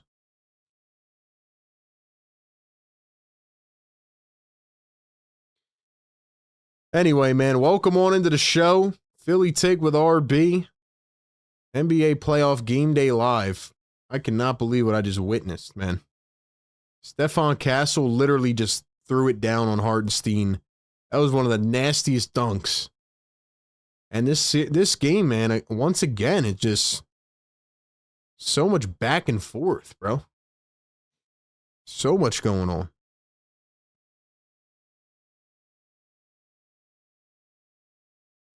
Guys, if you are enjoying this stream, I please ask that you hit the like button, subscribe to the channel. That really helps us push this out to more viewers. Thank you so much. $5 super chat from AP. This narrative of you're not great if you don't have a title has to stop. AI is one of the greatest, won the Eastern Conference Finals in 01. The accomplishment is what counts. AP speaking facts.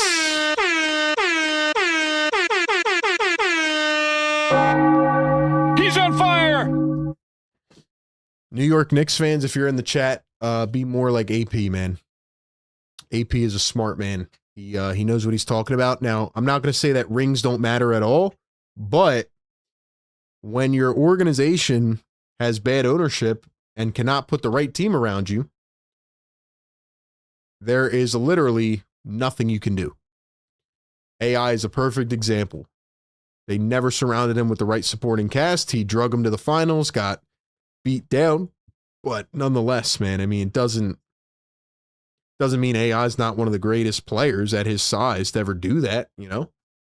So, anyway. Yeah. But, yo, with that being said, man, Stephon Castle just had one of the nastiest dunks that I've seen. That was the dunk of the year, man. If Stephon Castle can stop turning the ball over, I mean, this dude can be an all-NBA point guard for the next 10 years. He's only in his second year in the NBA. He is nasty, man. Crazy, man. Series is crazy so far. RB, it's a toss-up on who I can't stand between the Knicks and the Cowboys. I think the Knicks have kind of leaped them for me, in my opinion, with how delusional they are. Knicks fans are definitely up there now. Look at Reggie Miller, man. He was losing his mind. Had to stand up and... Wow.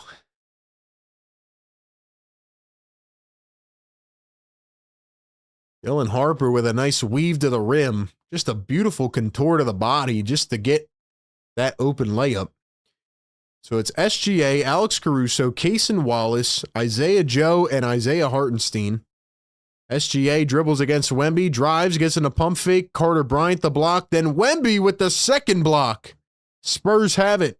Champagnie in transition of three. That's off. For the Spurs, it is Devin Vassell, Carter Bryant, Wemby, Champagnie, and Dylan Harper. Hartenstein gives it back to SGA. SGA weaving to the rim, steps back. He finds Wallace. Wallace for three. It's short. Thunder pick it up. Here's Isaiah Joe, the pump fake, the drive. Joe, Hartenstein, back to Joe, sets a screen. Isaiah Joe fading, can't get it from the baseline. Here come the San Antonio Spurs. Champagnie, Vassell. Vassell coming around a screen. He goes downhill, finds space, had it poked away. Thunder have it. Here comes SGA, 6:20 to go in the second. SGA down the floor, steps back, mid-range, can't get it. Spurs have it. Both teams are in a rut. Harper misses the layup on the other side, and now the Thunder have another opportunity. Halfway through the second, Isaiah Joe, the pump fake, drives, dumps it to Hartenstein. Bad decision by Isaiah Joe, and then he lost the ball right through his hands out of bounds. Isaiah Joe way too hesitant on that possession. RB, are you doing the Phillies game on Wednesday? I did that today, man. Today is Wednesday. Hartenstein got bodied. He really did. He got absolutely demolished, man. He got destroyed by Stephon Castle. Wemby looks absolutely gassed, man. 5 points, 4 boards, and a block. This is exactly what I predicted in the pregame. I said the Spurs would be gassed, and they are.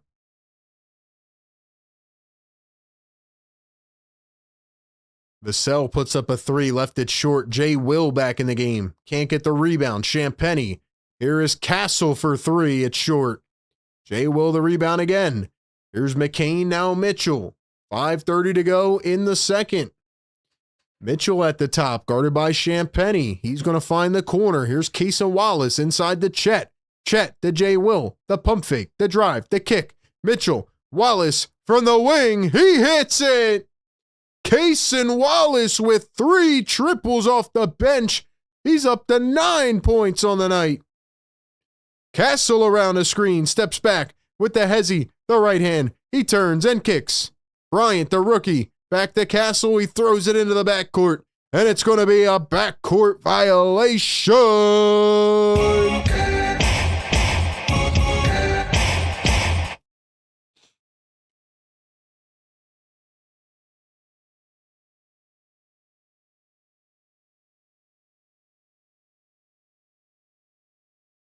If you guys are enjoying this stream, please do me a favor and hit the thumbs up button. Subscribe to our channel. We're doing the rest of the playoffs hanging out. Thank you.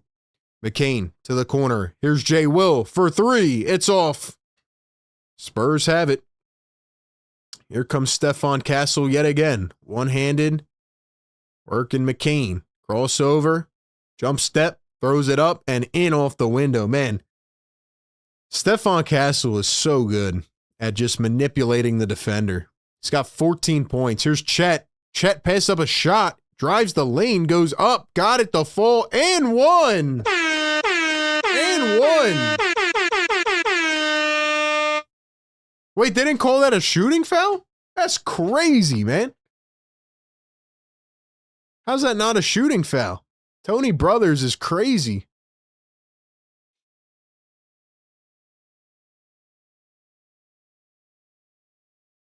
That's wild. Even Mark Dagnall saying, where's the and one at? That's got to be an and one.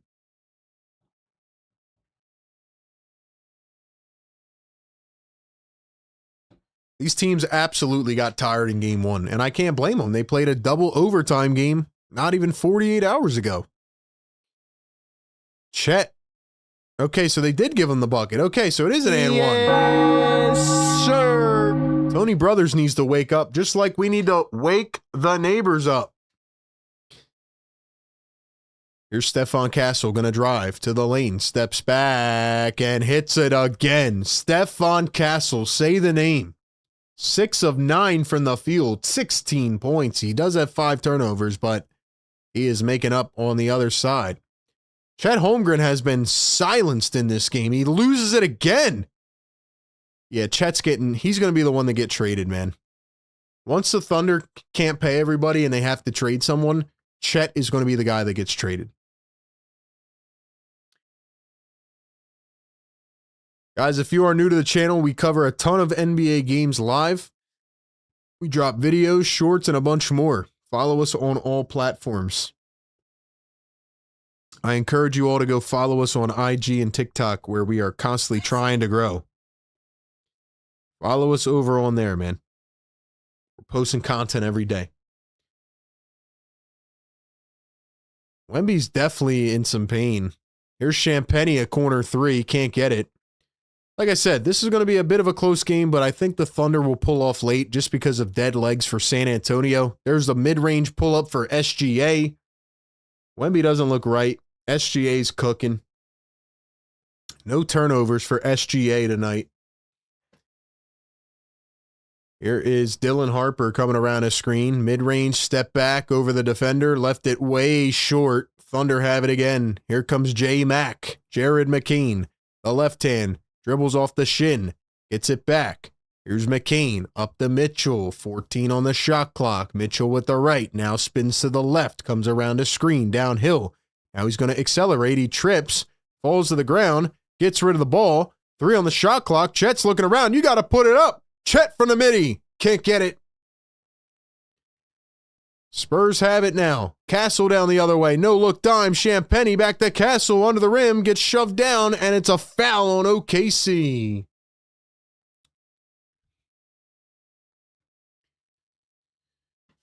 All right, man. Let's we got a timeout on the floor. Okay. Let's play a fun game we like to play here in the second quarter called Drop the Spot. Let me know in the chat. Let's get everybody involved. We'll give some shout outs to you guys. Where is everybody tuning in from tonight? Where's everyone tuning in from, man? Drop the spot in the chat. Where are y'all tapping in from? Drop your states, your cities, your towns, your countries. Where is everybody tuning in from. Once again, I am RB. Been covering a ton of NBA games live this year. We do a ton of coverage. Still going to keep expanding into more categories, and I have an Eagles channel as well. We got a ton of platforms, man, so make sure you check us out. We're covering the rest of the NBA playoffs, and then we'll get into draft coverage and all that good stuff, free agency. But I'm just here doing this because I like hanging with the community, man. That's why I'm here. And if you are enjoying this content, it would mean the world if you could hit the like and sub to help push our content through the algorithm out to new viewers. Chet has not been the same since last season against the Pacers. Chet will be the odd man out. He's skilled, he's talented, but if one of them had to be expendable and not get paid, I think it would be Chet. Spurs might be content with 1-1 going to San Antonio, and I think I would too. I feel like this could go 7, to be honest. Feels like a very close series, a lot of adjustments. I just think, again, tonight, the Spurs just look pretty dead, honestly. They look like they played 5 million minutes the other night, which they did. We got Cornwall in the chat, Canada in the house, Upper Darby, PA, Delco, Northeast Philly, ATL, Hampton, VA. Southwest Philly by the airport. Tapped in from Delco. West Philly in the house. Delco side, New York in the chat. We got Thunder fans in here in the chat. RB, would you take Chet for Joel? I don't think the Thunder would take Joel for Chet. That's the difference. South Jersey in the chat.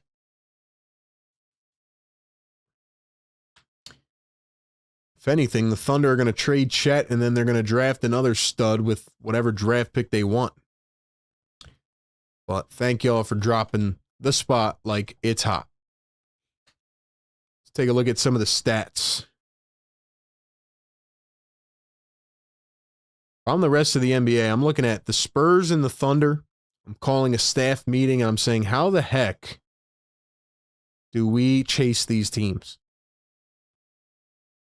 By the way, speaking of Joel Embiid, I did drop a video yesterday reacting to Joel Embiid mock trades that are going around. If you did not check out that video, make sure you go check it out.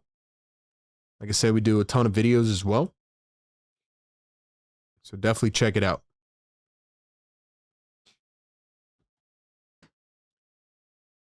They can't keep their picks because the roster is full of players. Yeah. They're going to end up having to trade guys before they pay everybody $50 million. So, yeah. I do think Chet would be the odd man out instead of Jalen Williams or SGA.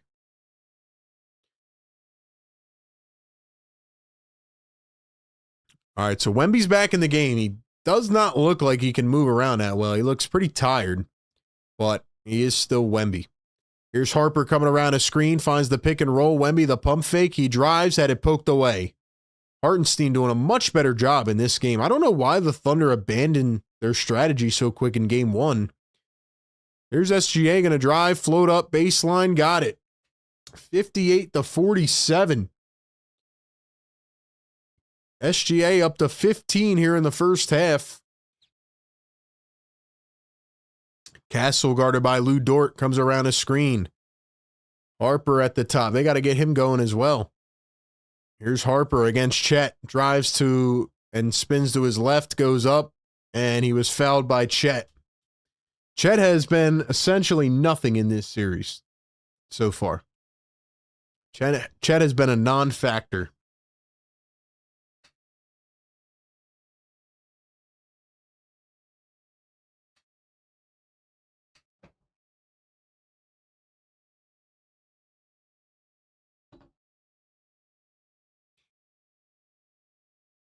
Harper going to knock down the first at the line.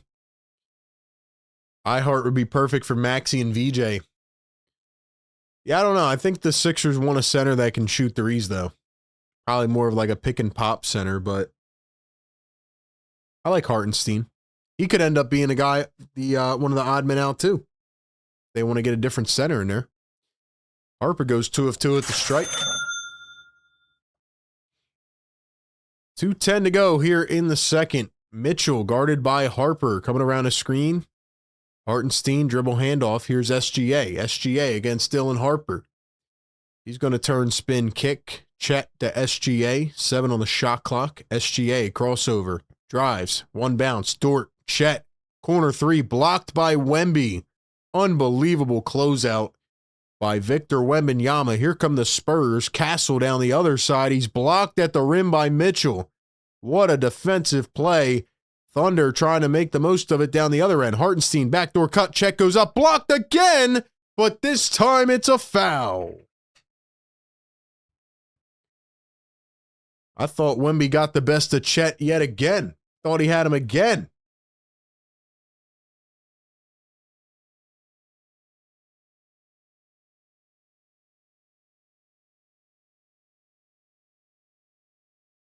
To be fair, it is hard to navigate the paint against Victor Wembanyama, but Chet's just got to he's got to find his spot on the floor. You know, I feel like Chet's got to kind of carve out what he wants to do because he's kind of just doing cardio out there. We're going to have a challenge on the floor anyway.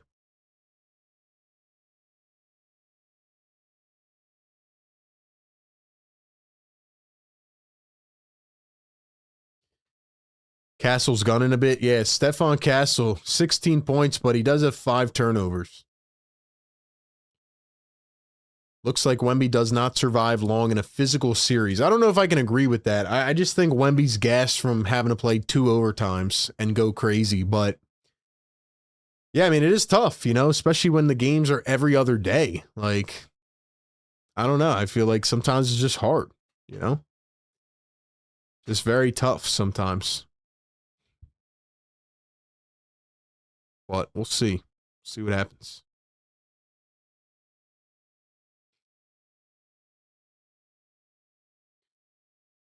Let's go, guys. Drop some comments. Drop some thoughts in the chat. We got 170 people in here. Thanks so much for being here on a Wednesday night.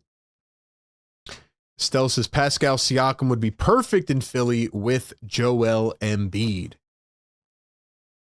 Yeah, Siakam's making a lot of money, though, too. You almost have to kind of win on rookie contracts nowadays. Can't pay more than 2 guys 40+ mil. It's just hard.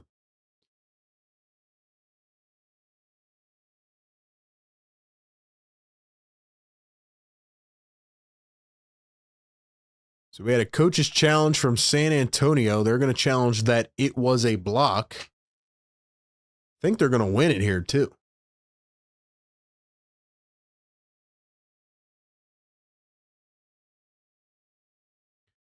Clean block. Challenge is successful. Good call by the refs and a good challenge by Mitch Johnson. So it will be overturned and the Spurs will keep possession.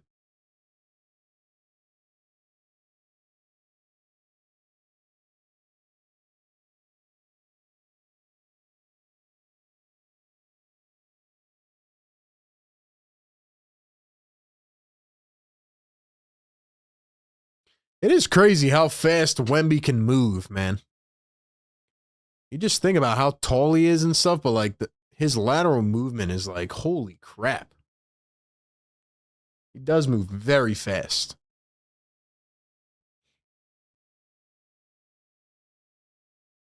.130 to go here in the second. 58-49. Harper going to turn, spin, kick to Wemby. Wemby for 3. It's off. Chet has it. Now SGA. Spurs lead at 1-0 in the series. SGA downhill, turns, spins. Chet driving, dumps it. Hartenstein got it with the ferocious two-handed slamma-jamma. 60-49. 1 minute to go here in the first half. Here's the drive and the kick. Harrison Barnes wide open for 3. The vet can't get it to go. Wemby has it. Spins, and he was fouled by Hartenstein.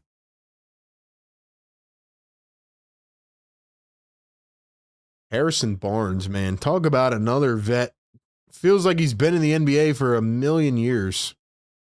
It's been a while for Harrison Barnes, man.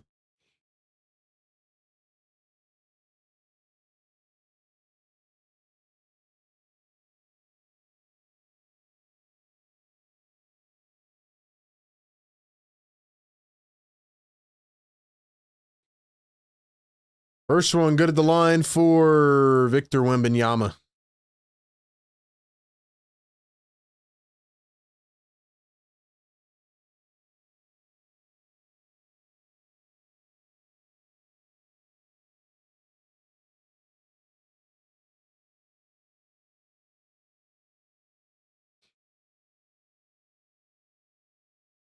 Chad, how are we feeling, man? How are we feeling?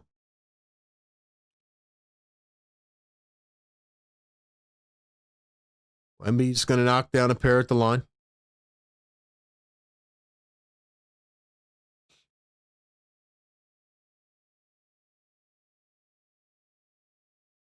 Here's the dribble and the drive from A.J. Mitchell. Floats it up in contact, gets it to go. The Thunder are cooking, man. Thunder are definitely cooking right now. A lot better than game one, I'll tell you that. Spurs defense in game one was just relentless.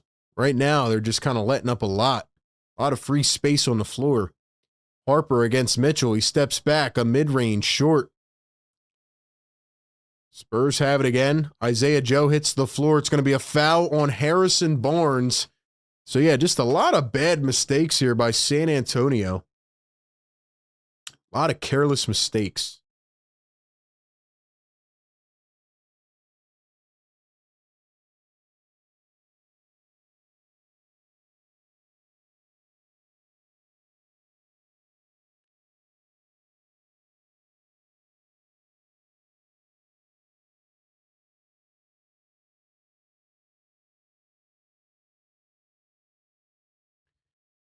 Eight seconds to go.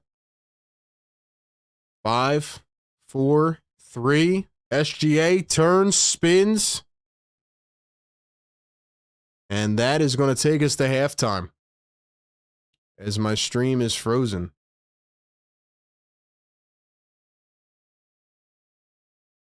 Get that out of here. All right. So SGA gets plucked at the end. That's going to take us to halftime, though. Let's see if I can. Dude, what is up with this today? You guys hear me?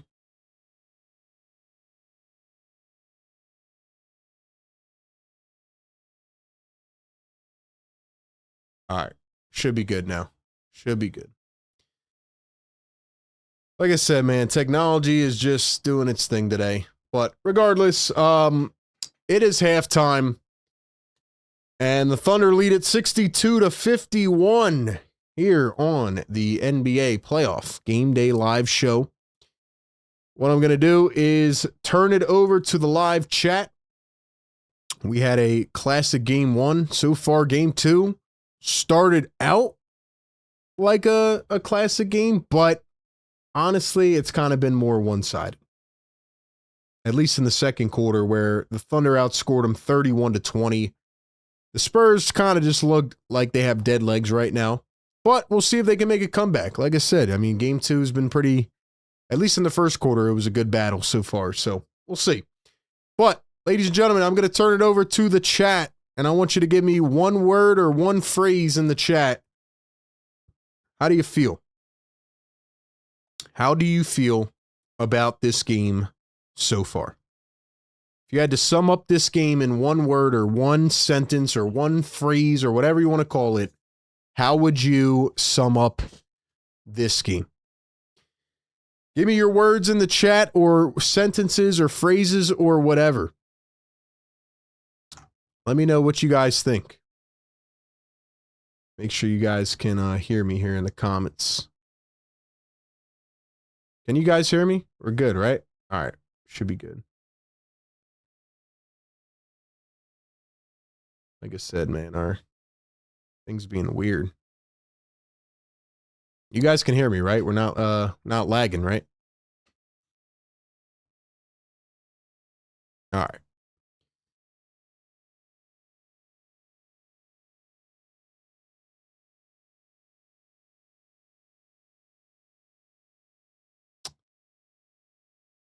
Drop a 1 in the chat if you can hear me clearly and we're not lagging. Should be good.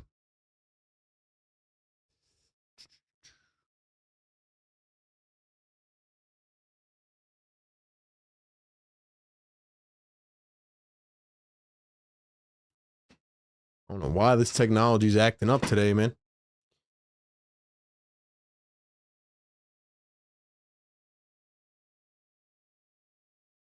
Fix this out.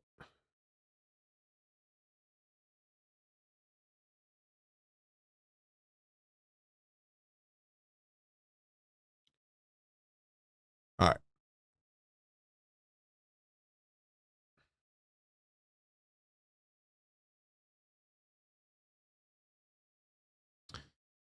All right.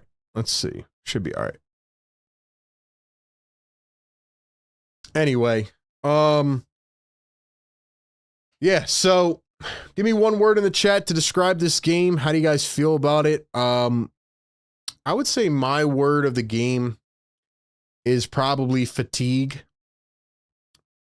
It's probably how I would describe this game. I mean, you just see, you know, certain guys just, you know, like Wemby himself, 2 of 4 on the night, and Stephon Castle, 16 points, 6 of 9 from the field. Yeah, I don't know, man. He just got 5 turnovers. The Thunder just have more depth. That's the thing. They just have more depth, and the Spurs do not. And the Spurs players played 50 minutes in game 1, and they're just gassed. That's really what it is. They're just gassed right now. So I would say fatigue is my word of the night. Fatigue. What do you guys think? And I agree, they do need De'Aaron Fox back. They need him back bad. I think game 3 will look a lot better. And I think if you talk to San Antonio and you were just like, yeah, you know, you want to split in OKC, I think they'd be like, yeah, that's exactly what we wanted to do, you know? I think if you told them they were going to split, they'd be very happy with that. So, yeah, I think fatigue is the word of the night. What do you guys think? Monotonous, depletion, good words, sacrifice, fast, passivity. What else we got? Turnovers. How many turnovers did we even have in this game? Let's see. See if I can actually get my windows back up here.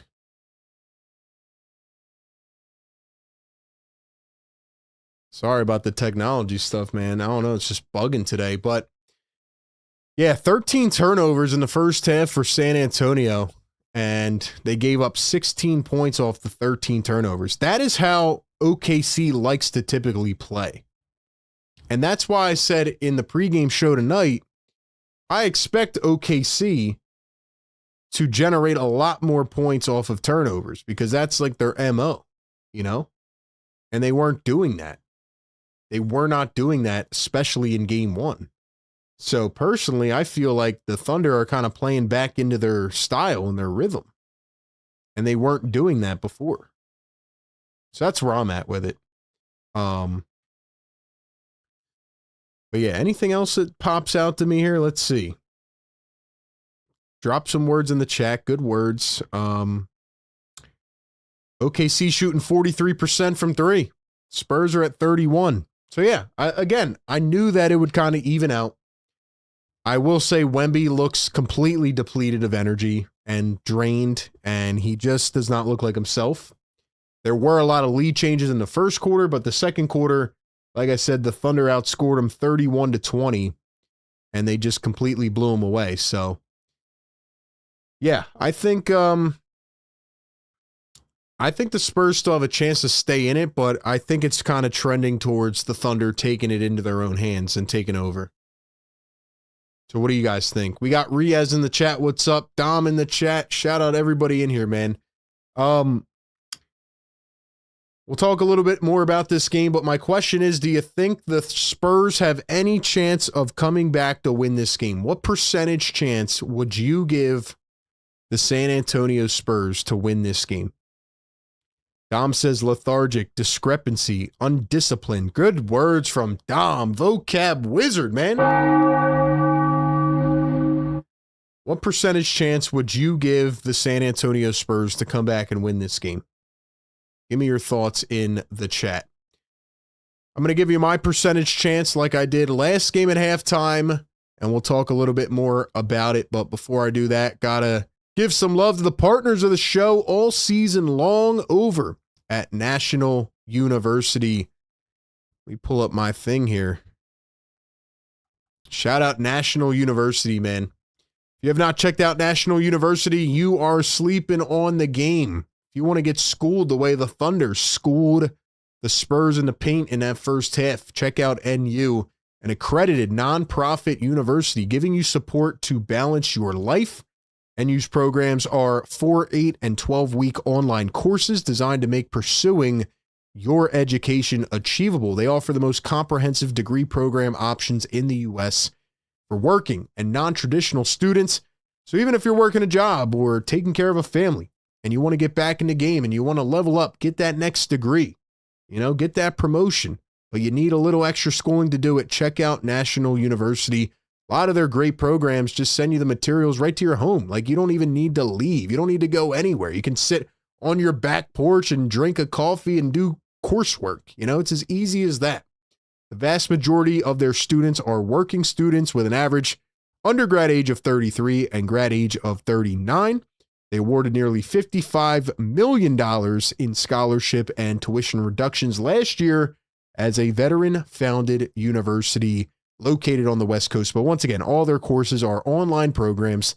They customize education plans just for you, including adaptive instruction, holistic student support, and competency-based credentialing. At NU, you'll be better positioned to stay on track and accomplish your specific academic goals, where they invest in you and your education.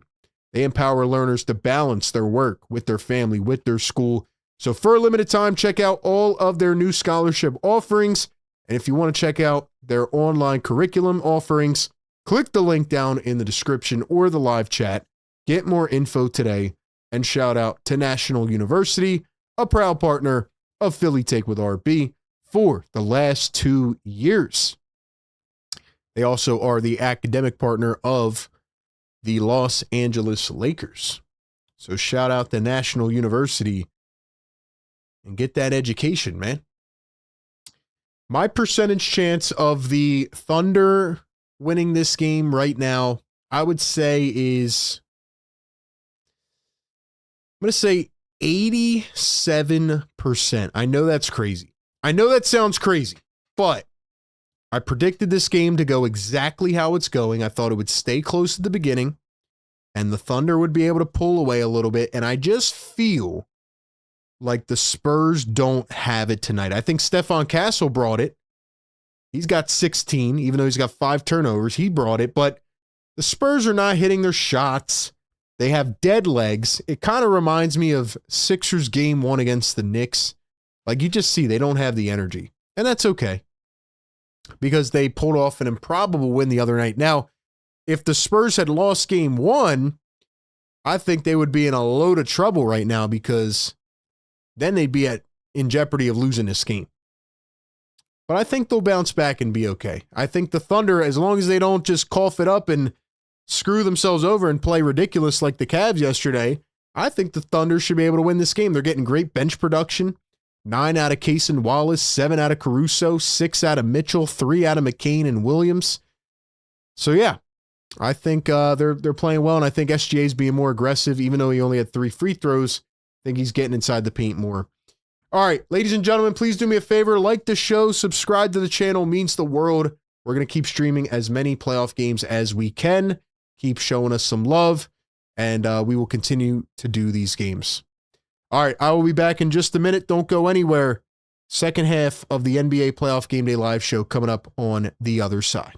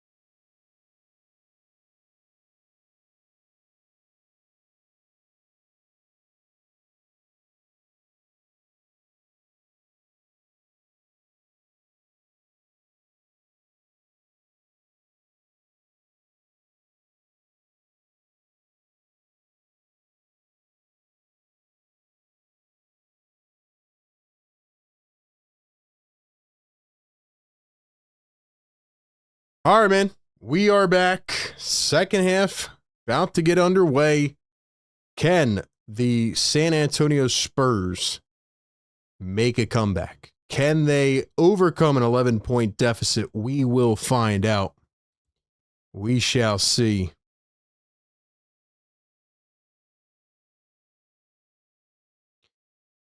All right, let me, before this half begins, let me try to fix this real quick. Like I said, my stream has been bugging here. Let's see if we can fix this.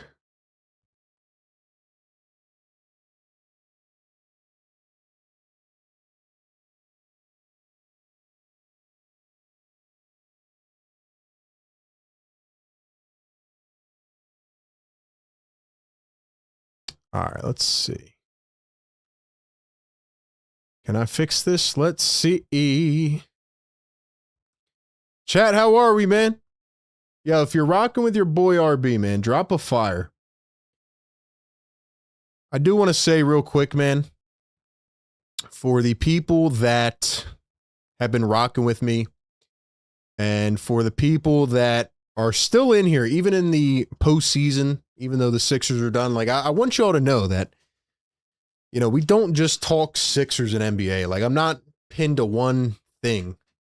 So I appreciate you guys giving me a chance on some of these other games. You know, you could be out watching it on a different platform or doing whatever. So the fact that you're still here with me, man, I appreciate it.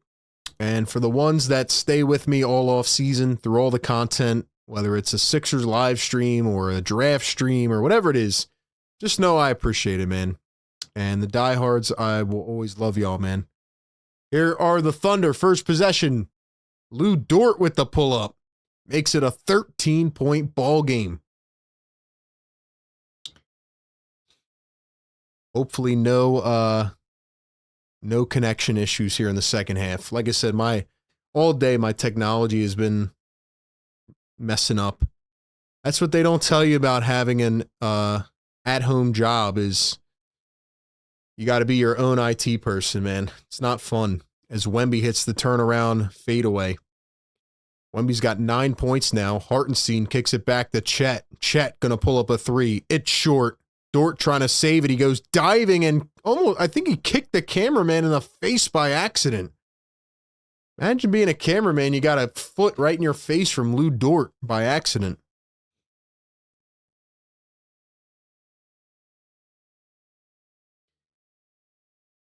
Here's Dylan Harper through traffic. He's going to put another one in, so the Spurs are not going down just yet.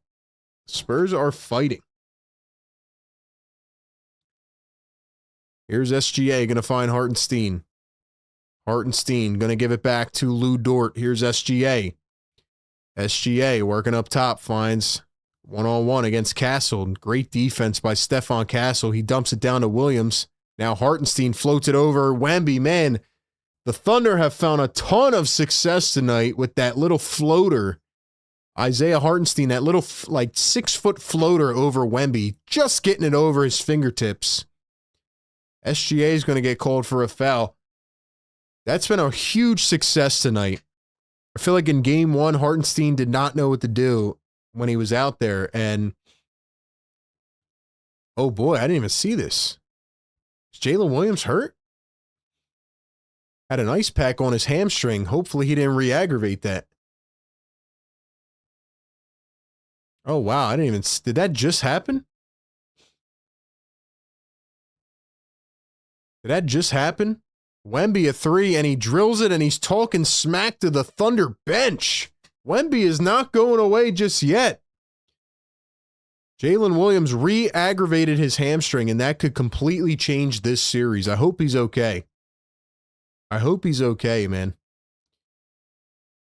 Here's Cason Wallace, dumps it to Hartenstein. The floater, misses it, gets his own board, turns, spins.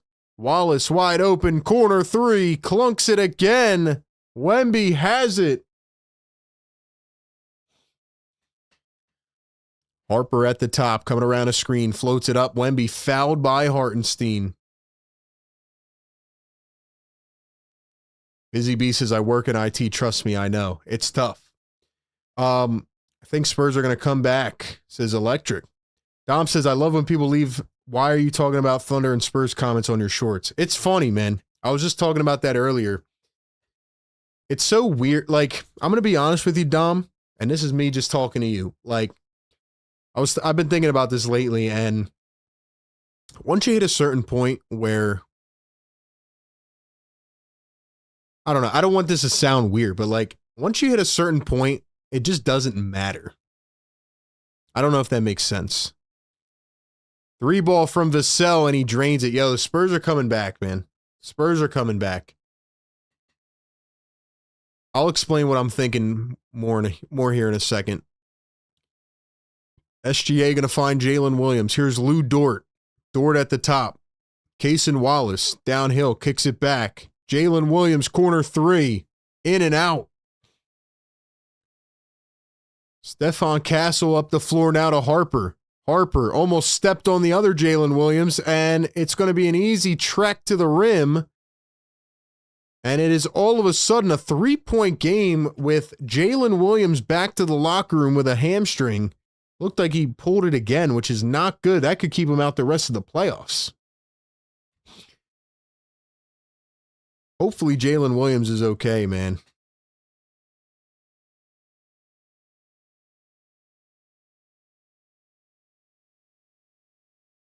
But anyway, what I'm trying to say, Dom, and again, I'm not trying to like come off weird when I say this at all. Like, oh, you know. But what I'm trying to say, man, is because I've been talking to a few people about this lately, mostly content creators, and the internet is just in a weird space right now, I would say. Like over the years of doing this, like I've had to really toughen up my skin, and, you know, years ago I may clap back at this person and that person, and you know, I still find myself doing it sometimes, but like even when the Sixers have played the Knicks 2 years ago versus this year, right? Like every time I post a tweet or something, there's like hundreds of Knicks fans in the comments saying the dirtiest things to me, like, but as long as you have like a good support group around you and like a good community like you guys, like it just, you get to a point, man, where there's nothing. There's no fires I can put out. There's no battles I'm going to fight. You know what I mean? Like some of the messages I got during that series were just insane to me. But it's like I go outside, like I get off the stream, man. And guess what? I wake up in the morning, I go eat breakfast, and I go outside. I'm just enjoying my life. Like, at some point, man, it's just there's people on the internet that are going to try to bring you down. And that's just how the internet culture is, you know? I could, like you were saying, Dom, I could put out a short last night about the Cavs and Knicks, and there's people in the comments like, dude, you know, you're a loser for talking about the Cavaliers. It's like, grow up, man. Like, what are you talking about? You know what I mean? Sometimes I wonder, like, who's really on the other side of that? Is it like a 10-year-old? It's just like bored. But at this point, I just laugh, man.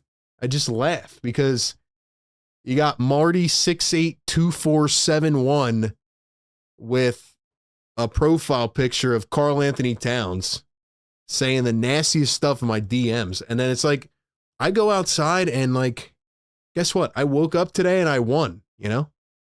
I woke up today and I felt like I won. Simple as that, you know? I go outside, I talk to my family, I talk to my friends. I'm like, I get to sit up here and talk sports, man. Simple as that. So anyway, I think what I'm trying to say is people are just, they lack a lot of brain cells sometimes, and there's just nothing I can do about it at this point. And I finally have realized that over years and years. And it's like, I'm going to talk about whatever I want to talk about, and the real ones will understand, you know? I'm going to be honest. I feel like I'm just tipping the iceberg with this content, man. I feel like there's so much more to do. I'm so hungry and motivated, man. And it's like, if I want to talk about the Knicks and Cavs game, I'm going to talk about the Knicks and Cavs game, you know? Simple as that. I'm going to talk about the Thunder Spurs game. I'm going to do what I want to do because doing that has gotten me to this point. And I just love doing this. So at the end of the day, man, John John-Smith571 can sit on his couch and can say whatever he wants in my Instagram DMs. But to me, man, I don't even respond to it anymore. I don't care. Like, I woke up today and I felt like I won. So simple as that, man. I don't even know how I went down that tangent, but I just had to get that off my chest. But I've been talking to other creators and they feel the same exact way. But at the end of the day, man, if 400 Knicks fans are going to comment on my tweets and they're going to grow my channel, then I don't give a damn, man. Go ahead. Have fun. Wemby for 3. Knocks it down. The Spurs have tied the game, bro. Holy crap. Holy crap. 11-0 run. Jalen Williams for 3. And he hits it. Last thing I'll say, man, is like, even 2 years ago, the Knicks fans, they said all this nasty stuff, then they disappeared for 2 years, you know? People come in waves. I can't let that energy get to me, man, because unless you're going to be consistent with it, it means nothing to me. Spurs answer back with a 3. It's 69-69 now. Thunder better wake the heck up, otherwise this is going to slip away from them. Jalen Williams up to Lou Dort. And I'm talking about Jalen Williams number 2, because Jalen Williams number 1 went back to the locker room with a pulled hammy. Looks like he re-aggravated. Busy says you can be anybody you want on the internet. That's a fact. That may be the realest thing I've heard all day, Busy. I'm not even going to lie to you. It's just weird because I think if I was in the other person's shoes, I wouldn't just sit on the internet and hate on people. But again, that's what people do now, I guess. Caruso for 3. Cha-ching. Yo, it has turned into a shootout right now. It has turned into a shootout. Wemby at the top. Dribbling. Driving. Wemby up top. Slams it back. How did he do that? He missed his own shot and he jumped and put it back from 6 feet away. That was ridiculous.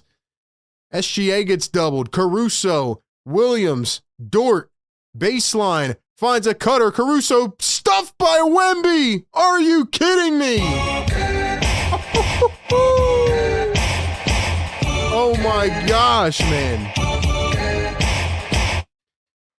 Busy B says, we're going to support you either way, RB. You're great at your job and an even better person. I appreciate that. Much love to you and to the real ones of this community that see what I'm doing, that see the vision, that support it. That's all that matters to me. You know what I mean?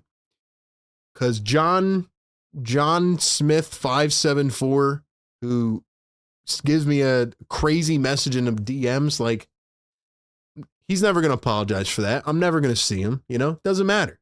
What I like is the people that are in here every game that support me and what I do and can just have fun. Simple as that. But keep it going. Like, these people don't even realize, as idiotic as they act, it just helps the channel regardless. So anyway, that's my rant. I'm done ranting to you guys. You guys probably don't care. But that's how I feel. Anyway, man. I'm the first to admit Philly fans can be obnoxious, but nowhere near New York's level. They are on a different level. I agree. But y'all are the best, man. Like the Busy Bees, the Doms, Cool J's, all you guys, the real channel members, man. Y'all are the ones that keep me going. Not the haters. SGA up top to Chet. Chet, Caruso, over Wemby, hits it again. Yo, call up the Thunder and trade for Alex Caruso. Trade for him right now. Are you kidding me, man? Castle downhill against 2. How did he finish that in traffic? Unbelievable acrobatic finish for Stefan Castle. This is insane, man. Caruso. Mitchell. Mitchell guarded by Wemby. Thunder going 5 out, small ball again. SGA steps back, mid-range, hits it. Yo. Guys, this is crazy. Is this really going to be another overtime game?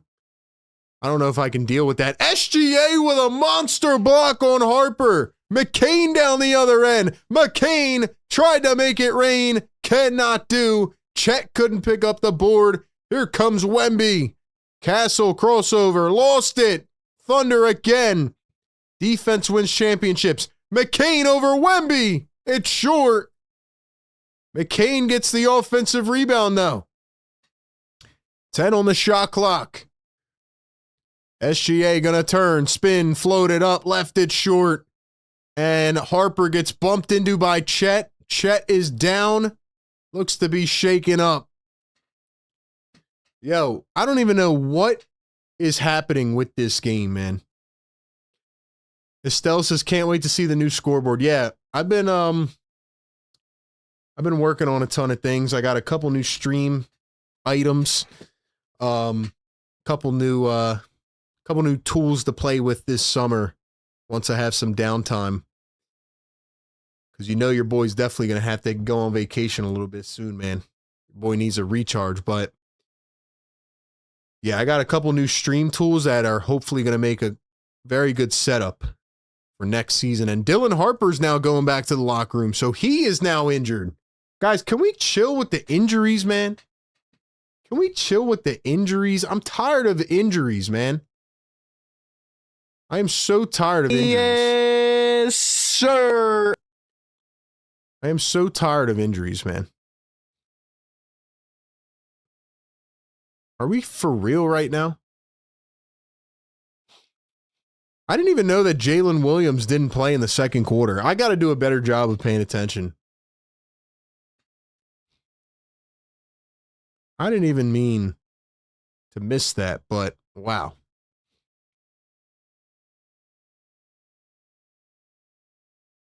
I didn't even know Williams didn't play in the second. But he's out with a hammy, re-injured it, and now Dylan Harper's out. Fox is out. $10 super chat from our guy, Riaz. Riaz, long-time channel member. Riaz says, RB, watching the games, you see guys like McCain, Champagnie, Isaiah Joe. Wow, could they have helped us against New York? Player development is crucial going forward, developing and keeping guys. He's on fire! He's on fire! He's on fire! Riaz is speaking the heat right now.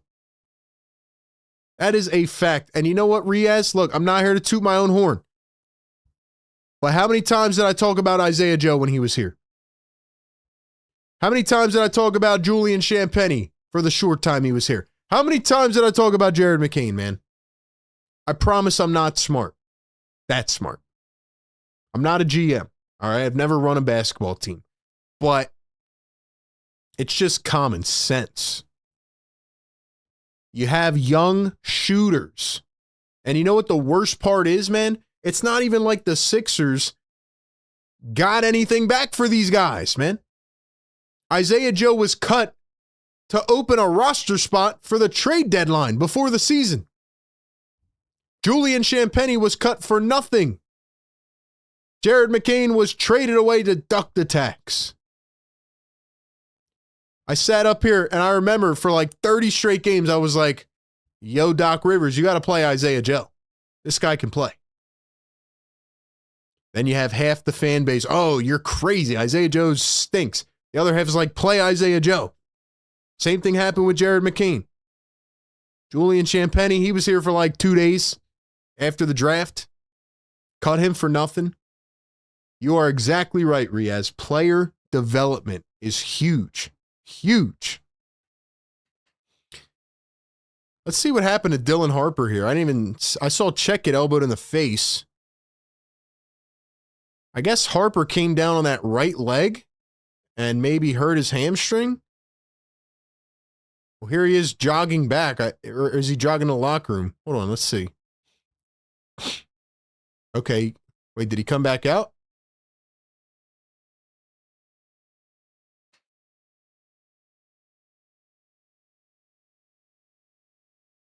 Or it looked like he came back out and then they stopped him and he went back. Call stands, so it was a challenge, and it's going to stay Spurs ball, even though Chet got elbowed in the face. But yeah, it looks like they kept Harper out, so now it's going to be Cornette on the floor with Carter Bryant, with Johnson, Castle, and Vassell. Castle misses a wide three. SGA, crossover, downhill. SGA floats it up, fouled, and one. And one! Yes, sir. Another and one for Gilgeous-Alexander. Got in front of Castle, and there was no hope. I really hope that injuries do not ruin this series, though, man.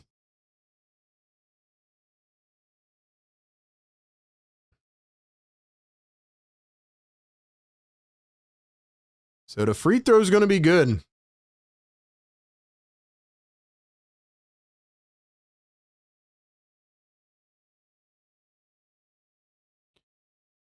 Keldon Johnson downhill, misses the layup, gets it back, goes up over Chet, misses it again, and taps it in a third time. Is Chet Holmgren sleeping on the court? Chet, Euro step, drive, floats it up, got it, and one. He said, RB, shut up. Yes, sir. And one. Yo, how many and ones are we going to have? Drop the ones in the chat, man. I need to see more people dropping the ones in the chat. Let's go. Let's go. Drop the ones, man. Chet Holmgren heard me on the stream and he said, shut up, because every time I say something, the opposite happens.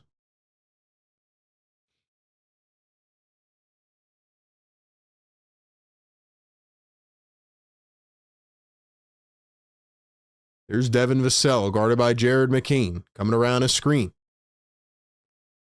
Vassell puts up a mid-range and knocks it down. Spurs trying to stay in it. We could be bound for a cardiac fourth quarter. If you guys are enjoying the show, make sure you hit the like button and subscribe to the channel. We're going to be covering the series. SGA pull-up mid-range. Bang! Bang! 8-point game here at the Paycom Center. Castle turns, floats it. Cornette poked away. Thunder have it. Mitchell up the floor now. SGA. SGA dribbling, driving, kicks it. Chet all the way, slams it on the baseline, and he screams to the rafters.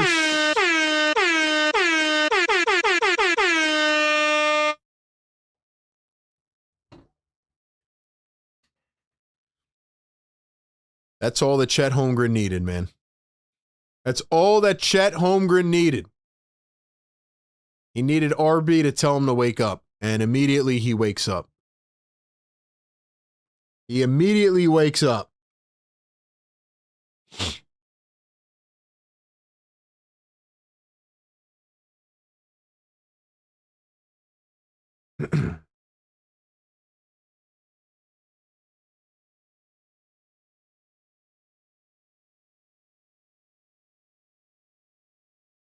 Ooh.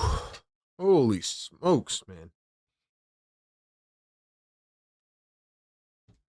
All Chet needed was for RB to say to wake up.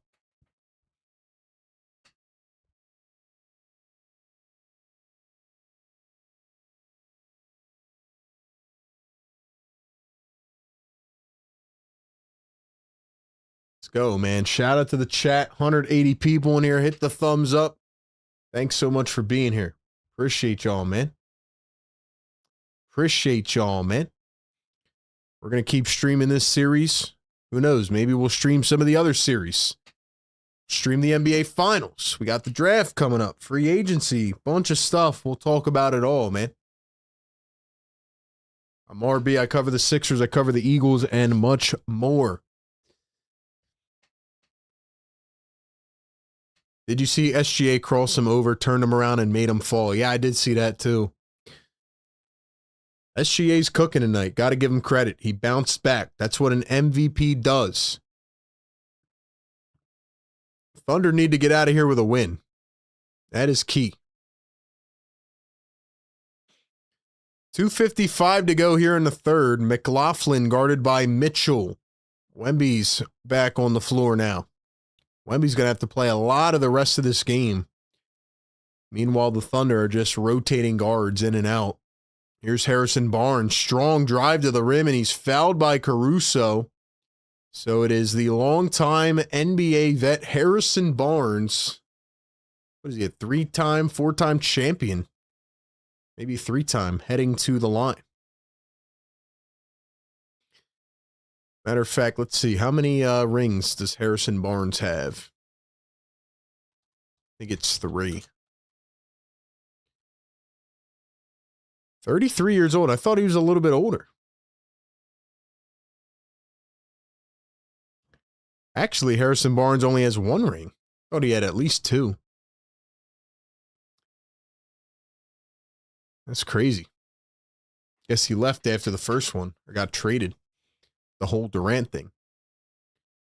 Here's SGA, finds Caruso, floats it up backdoor, and they're doing the same exact play they did with Isaiah Hartenstein. It's Chet Holmgren slamming it down on the back door. The Thunder have finally figured out how to score against Wemby after not doing it at all in game 1. Here's Wemby against Chet. Backs him down, finds McLaughlin for 3. McLaughlin for 3! Why can't we ever find a McLaughlin? Like, come on, man. They just got random dudes hitting threes. Random guys. Here's SGA, gonna find Caruso. Caruso. 1 bounce, passes it, past Wemby, another easy bucket. Wemby looks all out of sorts on defense right now. They're messing him up, man. They are messing him up. Here is Vassell, kicks it up to Champagnie. The dribble, the drive. Champagnie floats it up and in. Every time the Thunder hit him with a punch, the Spurs hit him with a counter punch. 91-84. Mitchell gonna drive and kick. McCain for 3, short. Come on, Jared, missed a wide open 3. Got to be better than that. SGA drives the lane, and he was fouled.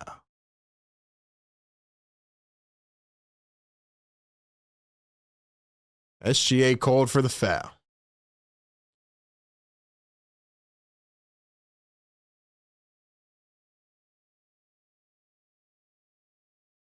Yo, they are cooking Wemby with that play. They just pass it into the free throw line, and then Wemby comes up, and they just float it up an alley-oop. They keep doing that. They keep doing that every time, man. Spurs are going to have to adjust. I feel like I don't know what the Spurs are doing, honestly. Almost like they're playing zone.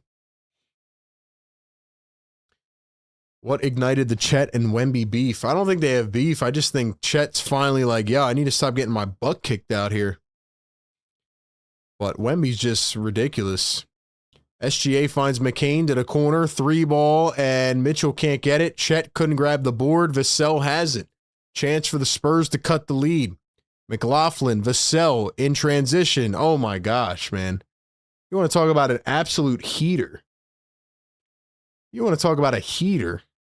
Dude, Devin Vassell is just the perfect shooter. Perfect 3-and-D player. That's the type of player that you need to put around Joel Embiid, or you needed to. Mitchell downhill has it poked away again. Champagnie up to Wemby. Wemby got it poked on the other side. Then he goes diving. He takes SGA out by the legs. That was a dangerous play. So Victor Wembanyama is going to be called for his 3rd personal foul. 36 seconds to go here in the 3rd. Yeah, Wemby dove. Like, it looked like he glitched. It looked like a video game glitch. He literally dove and like, yeah, I don't know. It looked like a glitch.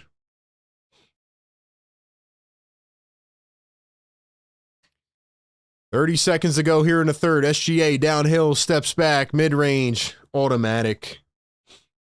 Automatic. Here's McLaughlin now. No Dylan Harper, still on or in the locker room. Thunder take it away. 15 seconds to go here in the 3rd. SGA gets doubled. They keep doubling SGA. Here's Jared McCain. McCain finds SGA. 7 to go. Back to McCain. He's wide open. Launches a three. Cha-ching. Jared McCain. McLaughlin down the other end. High up into the air. Left it short, and he airballs it. That is how we end the third quarter. 96 to 88. 37-34 in the quarter. But a couple injuries. Jalen Williams and Dylan Harper.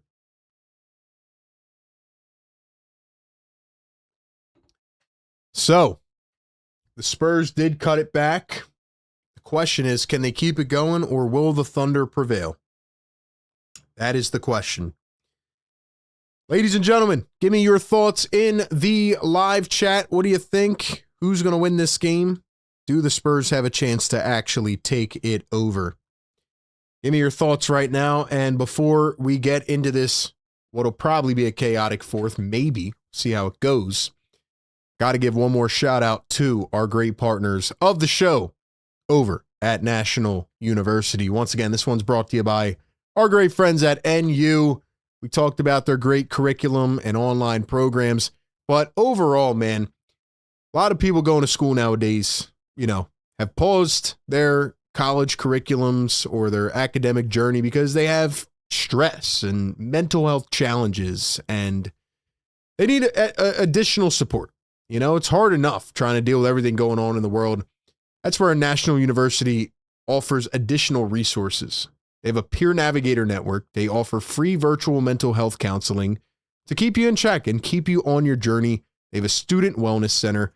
Nearly 70% of college students today are also working a job while in school. Like I said, a lot of multitasking.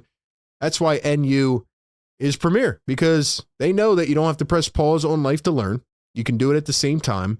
You don't have to choose between school and life. That's why they offer some of the most balanced, comprehensive degree program options in the U.S. for working and non-traditional students. 4, 8, and 12-week courses designed to help you balance work, life, and school. Right now, they have a ton of new scholarships ongoing. Check out their Believe and Succeed scholarship. Recipients can receive up to $6,000 per year on your next bachelor's or master's degree. So if you are interested in checking out all of their curriculum offerings, click the link down in the description or the live chat. Get more info today. Huge thank you to them all season long for being a great partner of the show. Once again, shout out to National University, a proud partner of Philly Take with RB for the last 2 years. Speaking of getting schooled, man, I loved what the Thunder did in the third quarter. They finally found that little drive and float up an alley-oop and just pull Wemby out just enough. And they did it over and over and over and over again. I asked before the game, how can the Oklahoma City Thunder find a way to combat Wemby's defensive gravity? Now, it did kind of look like the Spurs were gravitating towards a little zone, but even if not, that first blow by past the defender, the Spurs have really been selling out against SGA. They're doubling him. They're taking him completely out of the game. But once again, you have Alex Caruso, who has 13 off the bench. You have Cason Wallace with 9 off the bench. McCain has 6 off the bench. Mitchell's got 8 off the bench.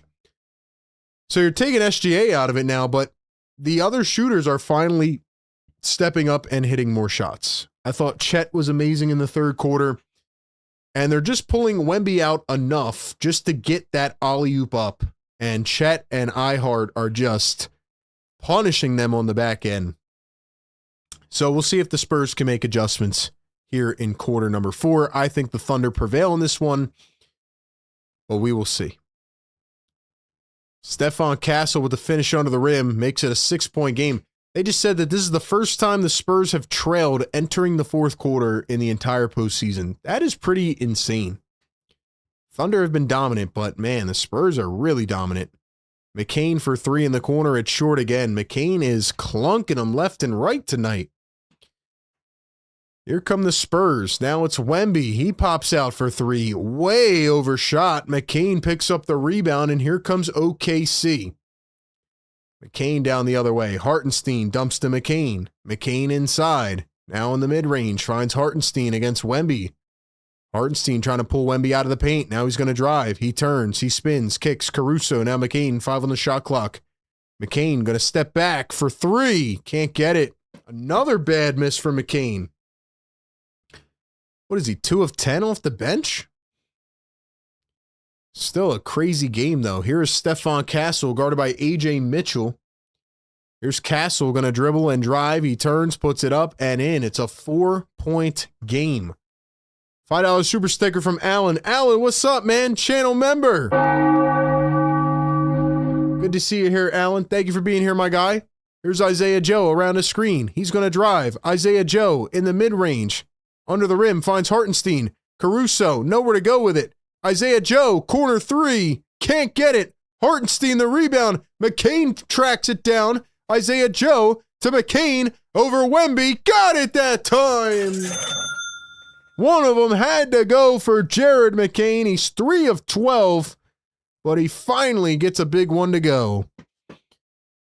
And we have a foul at half court. Yo, Jared McCain's like looking up at Wemby. I mean, think about how tall Jared McCain is. And you see Wemby jump out 10 feet. He's getting that shot up by this much. Isn't it fun watching these coaches adjust back and forth? Isn't it fun watching these teams just go punch for punch, man? I'm enjoying this series very much. This is what I wanted to see all season. Harrison Barnes going baseline. He kicks it out to the oppo corner. Stolen by Mitchell and saved out of bounds. Here comes McCain all the way, barreling into Castle, and he overshot the layup. Now the Spurs have an advantage. 5-on-4. Wemby the cross, the drive. Wemby in traffic. He missed it, but of course he taps it in himself. Dude, this is... Guys, we've never seen any... Or I've never seen anything like this. Maybe Wilt was like this, but... Wemby is just nuts. He is ridiculous. Hartenstein, the high floater. Can't get it over Wemby. That's all Hartenstein can do, is that little sky floater. Castle down the other end. Turns, spins, kicks. Barnes for 3. Cha-ching! It is a 2-point ball game.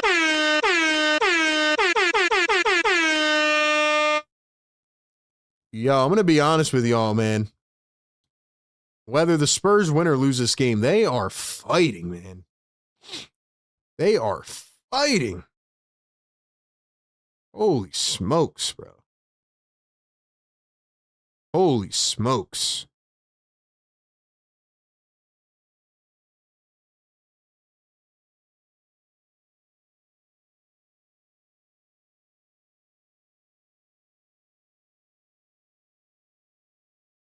I mean, freaking Fox goes down. Harper goes down, and they're battling, bro. You got to give the Spurs credit, man. We have to just give the Spurs credit. Like, they are absolutely cooking, man. They lose 2 guys, and they get even better. Like, I got to give them credit, man. They are absolutely dealing right now. Victor Wembanyama, some of you guys were right. You said he was saving his energy for the 4th. He was non-existent in the first half, and he's just going nuts.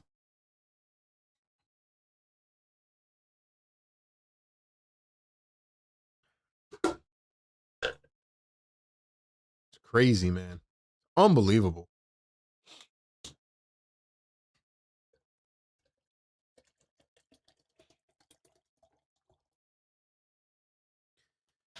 And for the people that are like, yeah, well, like, you know, why are you streaming other games? Why do you, like, love watching the other games?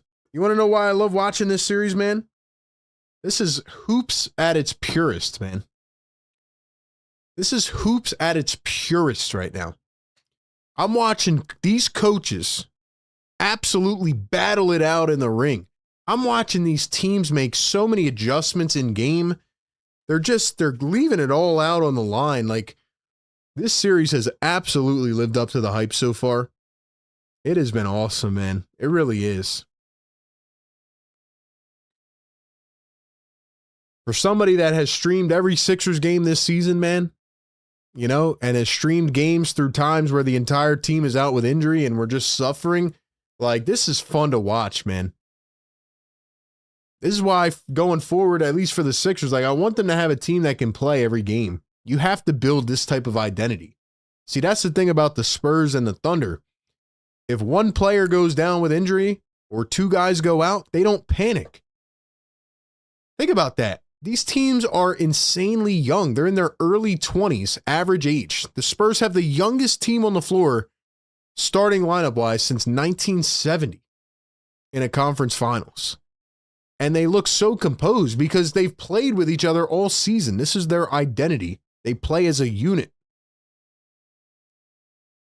This is great hoops, man. It really is.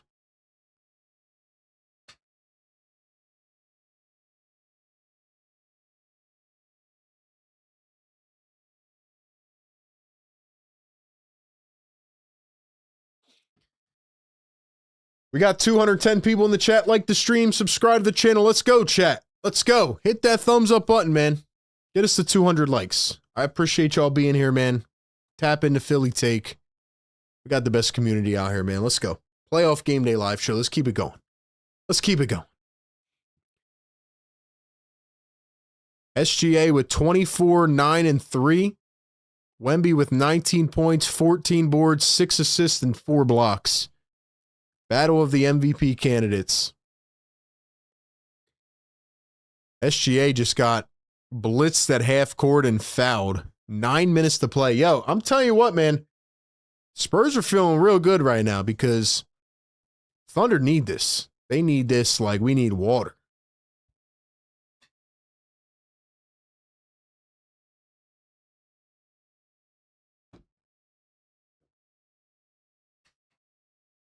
Here's Jared McCain getting extended run here with OKC. No Jalen Williams has not come back in. Same with Dylan Harper. McCain dribbling around a Castle defense. And he gets grabbed. It's going to be a jump ball. Jump ball for Jared McCain and Stephen Castle.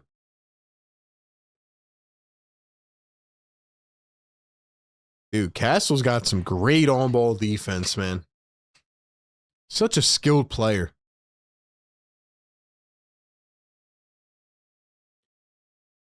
So for the Thunder, it's McCain, Caruso, Wallace, Hartenstein, and SGA. And for the Spurs, it is Castle, Barnes, Champagnie, Johnson, and Wemby. Thunder get the ball back after the jump. Here's McCain. Stopped in his tracks, finds Cason Wallace. Caruso deep three. Not even close. Thunder trying to track it down. They do, and it's a foul on Keldon Johnson on the rebound. So it's going to stay here with OKC. The Spurs giving up extra possessions.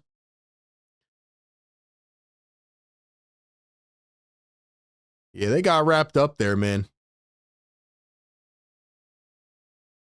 Looks like Jared McCain actually hit Castle's arm on the jump ball. Wallace for three. Got it! Unbelievable, man. Yo, I like Cason Wallace as well. I really do. If they ever end up trading him, man, get on the phone immediately. Here's Wemby wide open on the other end. Can't knock down the trifecta, and the Thunder have it. 8:05 to play here in quarter four, game number 2. McCain, top of the arc. Banked it. Got it! What a shot by Jared McCain! He's on fire! They told me he wouldn't play in the playoffs. Keldon Johnson for three. Airballed it. SGA knocked to the ground. Picks it up. Here come the Thunder.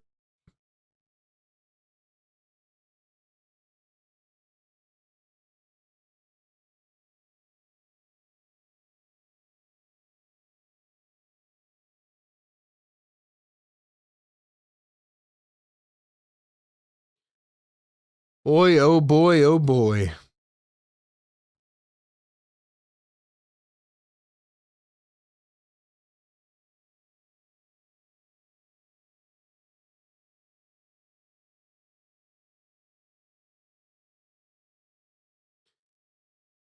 And you know what's funny, man? There's people on Twitter that still will say that the Sixers made the right decision. Instead of just admitting when you're wrong. People can't take accountability nowadays and admit that they're wrong. Caruso fouled going to the rim. I mean, how can you literally deny it at this point? Like, Jared McCain, he had a tough start to the night, but like, every game, this guy, Jared McCain, makes shots. You know why? Because they have the right system. They have the right players around him. He's got confidence. He's not going to get benched if he misses a shot. I want y'all to realize that, man. First one, go to the line for Caruso. 7:20 to go. Every game, Jared McCain goes on a little run and makes a couple big threes. Every game. And then they come on Twitter and they're like, yo, why don't you talk when Jared McCain has a bad game? Because it doesn't matter, bro. He's out here in the postseason chopping away.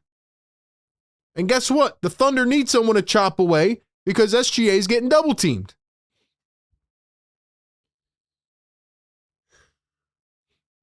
Thunder on an 8-0 run, and the Spurs turn it over again. Yeah, this is the run right here. This is the run right here. The Spurs are collapsing here in the fourth quarter. But again, I can't really blame them.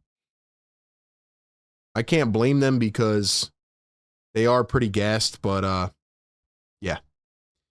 Anyway, Jared McCain with 3 threes here in the second half. He's got the ball in his hands again. Castle's now up to 8 turnovers. He had 11 in game 1. Might be the most I've ever seen through 2 games for a guard. SGA misses the 3. McCain the offensive rebound. SGA for 3. Missed it again. Hartenstein for the 3rd time, and he's fouled under the rim. So iHeart is flexing to the crowd. He will go to the line for 2.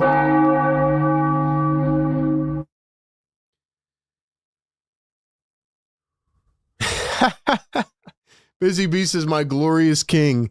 Dom says, make it rain, McCain. Oh, he's making it rain, all right.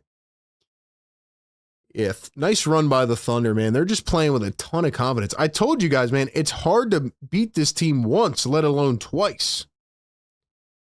It is hard to beat the Thunder, man. They're just very, very, very tough. It's the best way I could describe it. They're resilient. They don't stop fighting, man.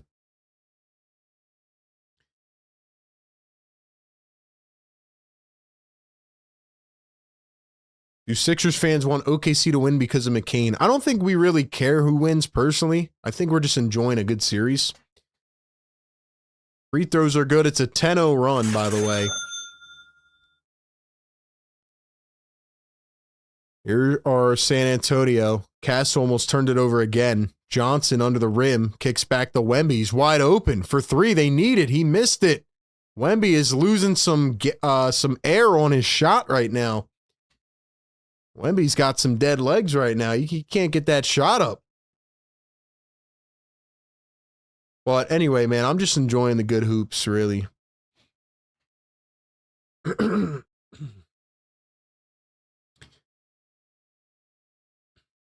has been a great game, man. Like I said, though, for being so young, these teams are like, they just don't panic. That's what I really like, because, again, they've been here all season long in these situations. First one missed by Chet Holmgren.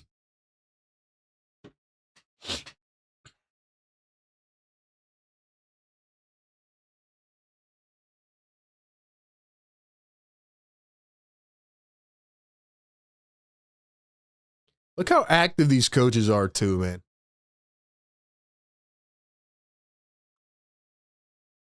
Like I said, give me a young assistant that nobody knows.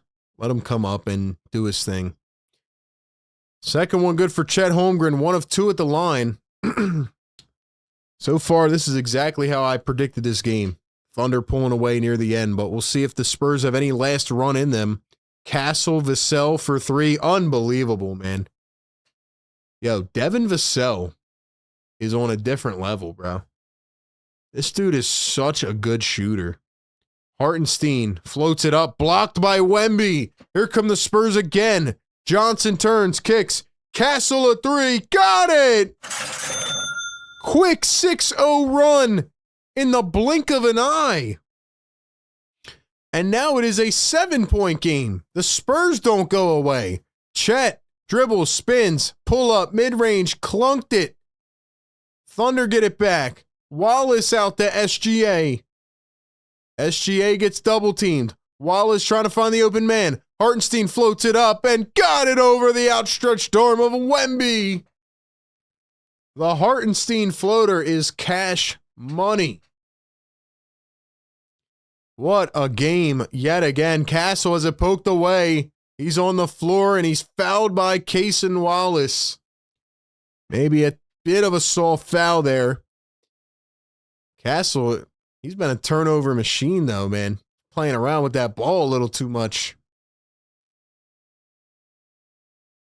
This series has all of the right components though, man. It's just I'm just enjoying this. I really am. It's not often we get a series like this. It's only game 2. We're going to have a timeout. They might challenge that.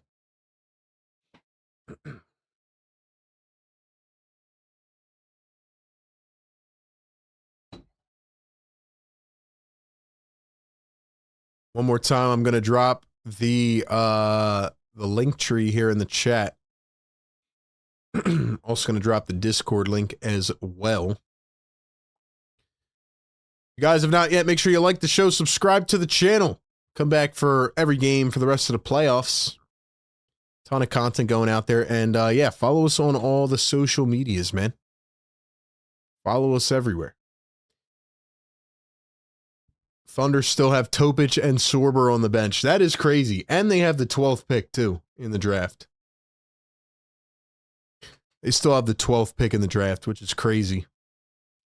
Sorber was out all season. They got Topic. It's just unbelievable. They have a monopoly. They do.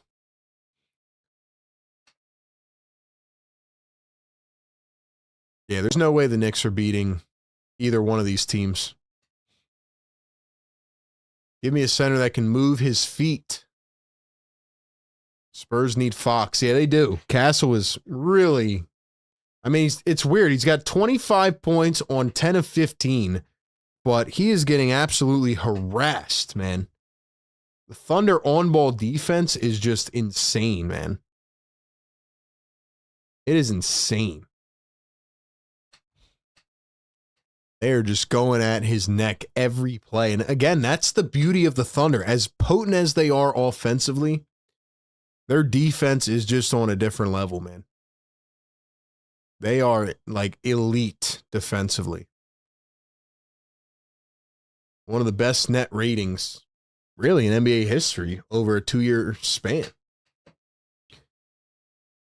Artie B says the winner of this series will be the NBA champs. Sorry, not sorry, Knicks fans. No, it's just true. Both of these teams are better than the Knicks and the Cavs. Shazy, what's going on, man? What's up, Shazy? Hartenstein's doing a great job at being intentional with where he wants to put the ball. Like, he's just waiting. Like, his timing is perfect. He's just pulling Wemby out and either hitting Chet with an alley-oop or hitting him with that little floater. So, yeah, man. Thunder are doing a great job right now.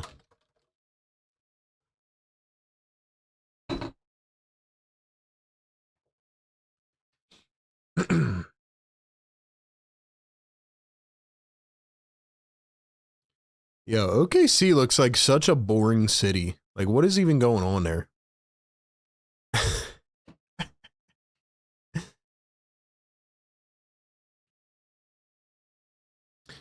Stephon Castle has 42 points and 19 turnovers in this series. That's crazy. Thunder 53-20 off the bench tonight. 25-10 points off turnovers. They better hope that Dylan Harper's not seriously injured, though. And the Thunder need Jalen Williams, but not as bad as the Spurs need Harper right now.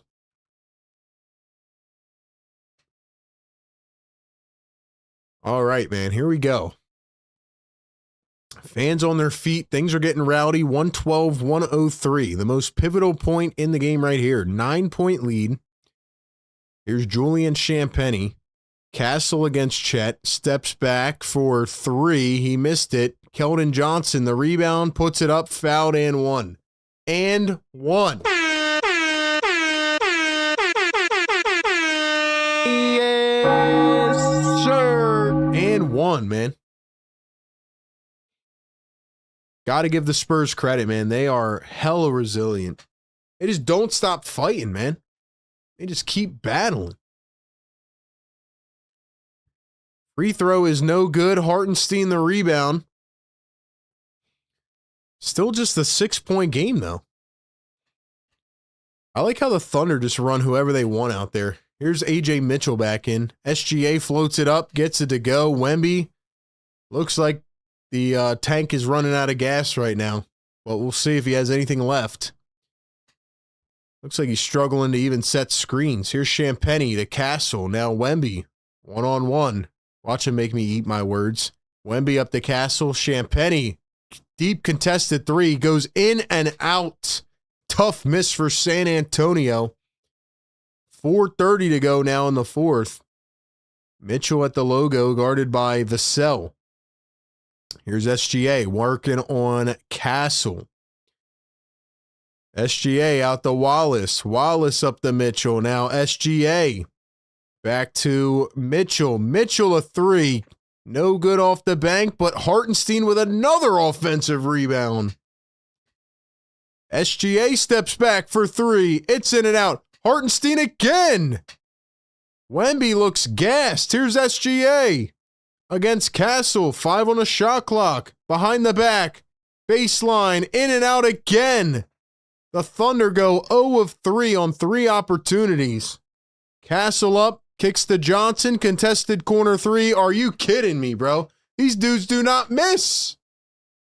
What a shot by Keldon Johnson. 3:35 to go, and it's back to a 6-point game.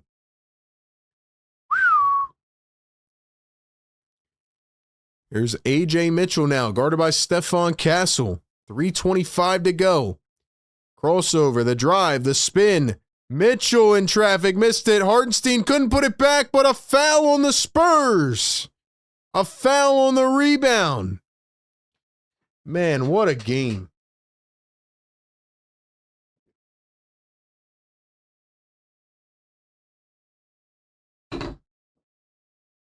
This series has been everything as advertised and more. If you guys are enjoying this show, please do me a favor, like the stream and hit the subscribe button. Like the stream and hit the subscribe button.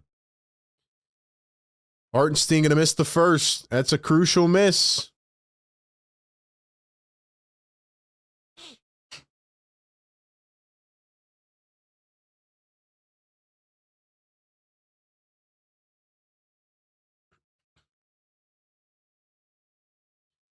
Hartenstein has 8 offensive rebounds in this ballgame. That is unbelievable. Second free throw is no good. He goes empty at the line. That is crucial right now. Those could come back to bite. Do the Spurs have magic? No Fox, no Harper. Johnson to Champagnie for three. No good. Vassell taps it away. And it's going to be an over-the-back foul. So it's going back to OKC. 3:04 to play. My man Vassell went jumping 10 feet into the air. That was wild. Wemby's going to have to go into overdrive. He's going to have to turn on the jets here because Wemby looks depleted. So now it's SGA at the free throw line. Can we get some fires going in the chat, man? Let's go. Drop some fires in the chat.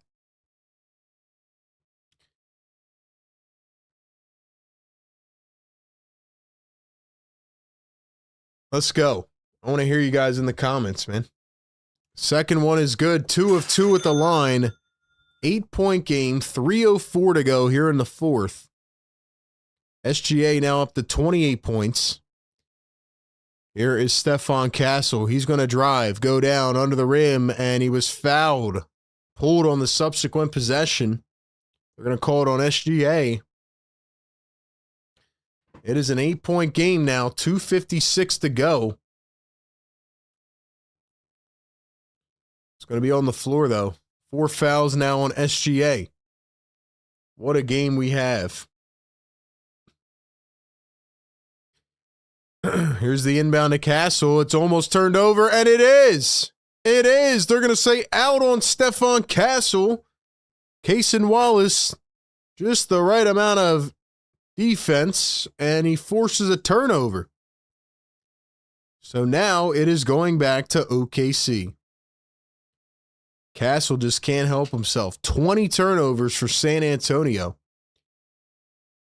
Mitchell guarded by Vassell. He's going to find SGA now in the mid-range. A step back, the pull-up. It's short. Vassell the rebound. Spurs trying to give themselves one more opportunity. Wemby the crossover, the drive over 2. He misses it, tries to get his own board. Boxed out by Mitchell.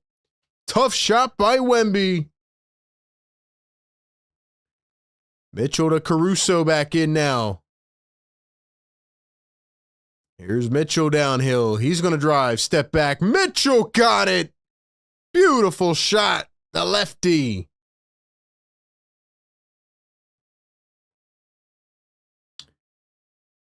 $118 to 108. It's a 10-point game. Vassell, the pump fake, the deep 2. He hits. Actually, it was a 3. They gave him 3 on that. 7-point game. Holy smokes, bro. This is crazy. Hit the like button, guys. Get us to 200. Here's AJ Mitchell, guarded by Vassell. Gonna find SGA. They're all over him. 10 on the shot clock. Here's SGA against Castle. Spurs need a stop. SGA gonna drive. Pull up. Mid-range. Can't get it. Spurs have a chance. Here they come. Vassell up the floor. Wings it to Champagny. Castle. Wemby. Drop step. Layup. Got it. 5-point game. Yo, this is crazy, man. They just don't die. They don't go away. 21 and 17 for Wemby. SGA turns, spins, he elbowed him in the face. It's an offensive foul.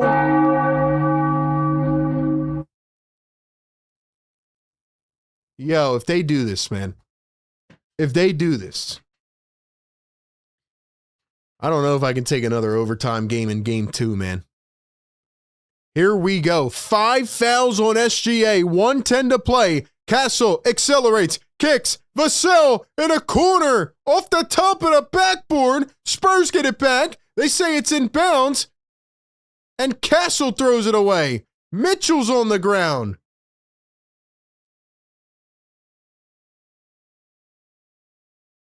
Uh-oh. Oh, no. Mitchell is holding his inner thigh. Mitchell can't even get up. Now they're going to help him up. He's going to limp over to the sideline. What happened to Mitchell? Guess he came down weird on his leg. I don't know what happened. Did he get kicked? Oh, no, he kind of just came down weird and you saw something twinge a little bit. No injuries, man. I don't want to see any injuries. Tired of injuries. Think he'll be okay. Guys, this is insane, man. This is insane.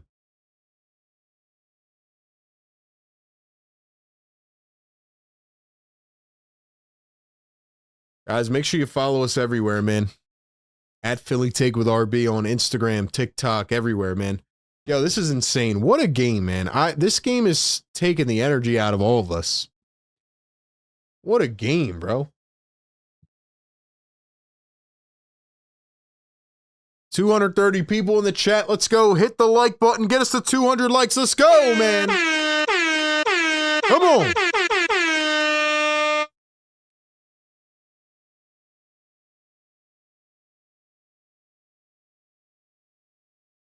So I don't know if Mitchell's going to come back in or what, but it looked like in the I don't know. Maybe the thigh, the quad. I don't know, man.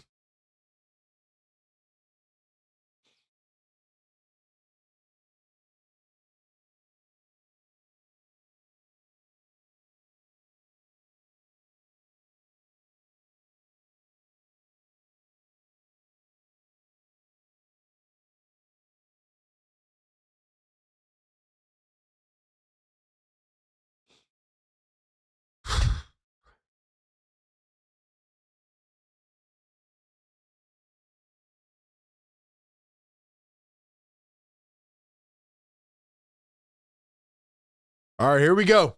So I guess Mitchell's going to stay on the bench, and Jared McCain is back in under a minute to play. Here's McCain. One-on-one, McCain going to find the MVP, SGA. SGA drive, step back, mid-range, hit it. Oh, man. Yo, SGA is really like that. He just keeps hitting big shot after big shot. He's got 30 on the night.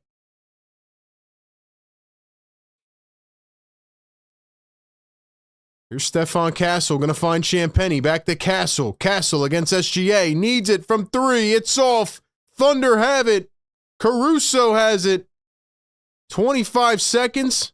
SGA with the ball. Going to find Wallace. Caruso has an easy lane. Lays it up and in. That is going to be the dagger. The Thunder are up by 9 with 19 seconds to go. What a find to Caruso, and great decision to take it up and in while you had the space rather than playing around. Hopefully everybody's healthy moving forward, man, but what a game. Like I said, I just didn't see the Thunder losing another game, but back to back. I don't know why they started double teaming and sold out right there. Left Wallace wide open, which left Caruso wide open.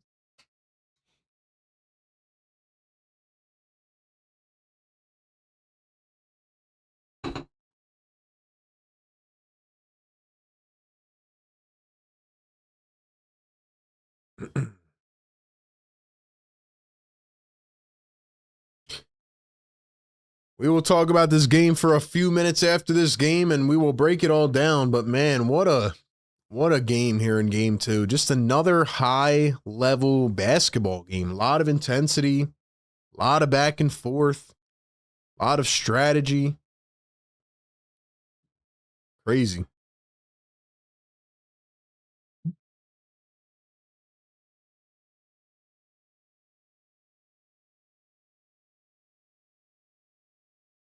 Yeah, SGA told somebody to calm the F down. I don't know who he was talking to. Who was he talking to? He hit that last shot on Castle. He said, calm the F down. Here's the inbound. Castle going to find Vassell. Chucks up a 3. It's no good, and that's going to do it.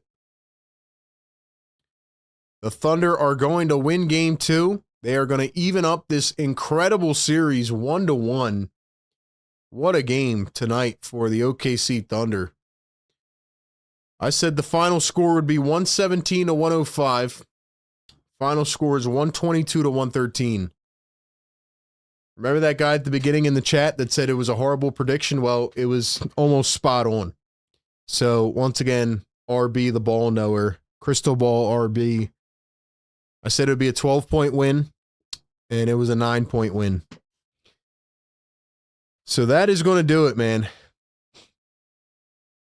That is going to do it.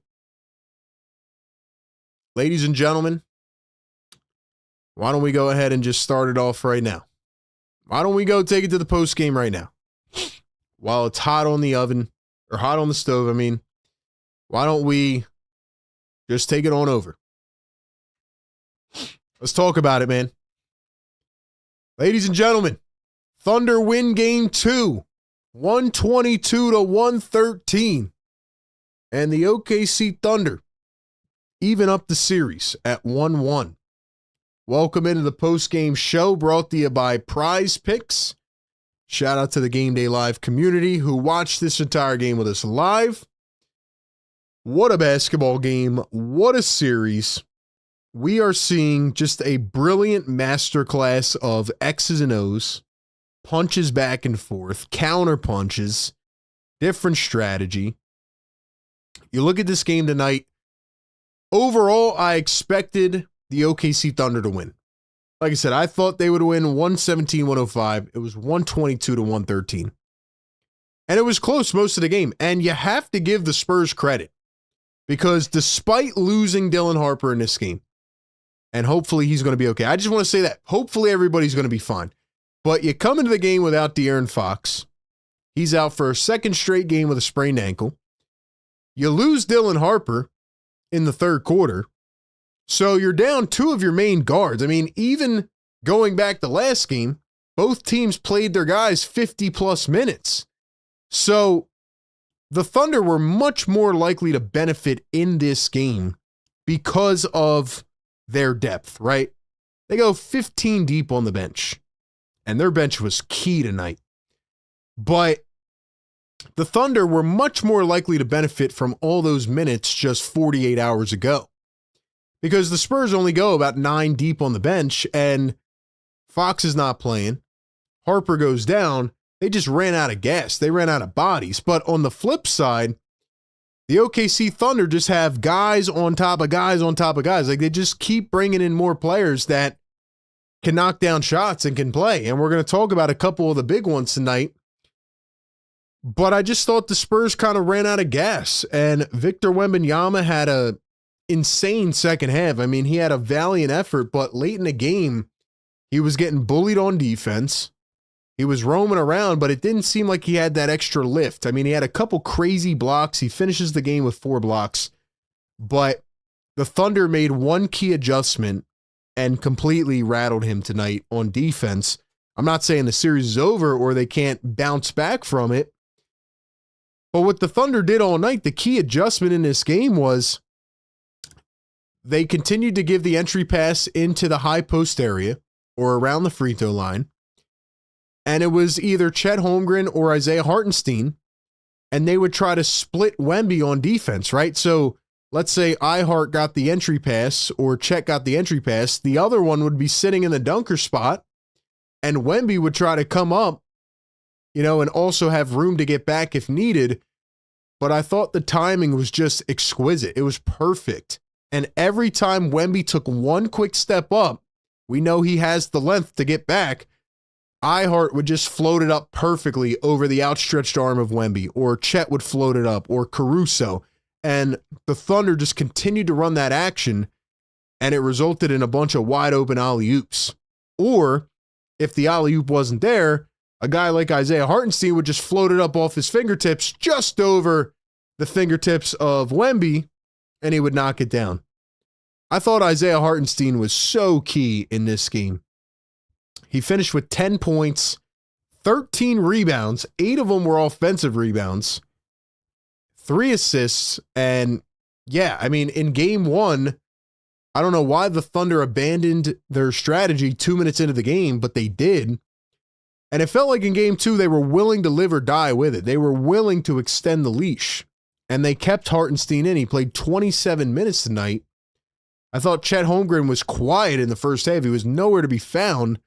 Third quarter, he had a big third.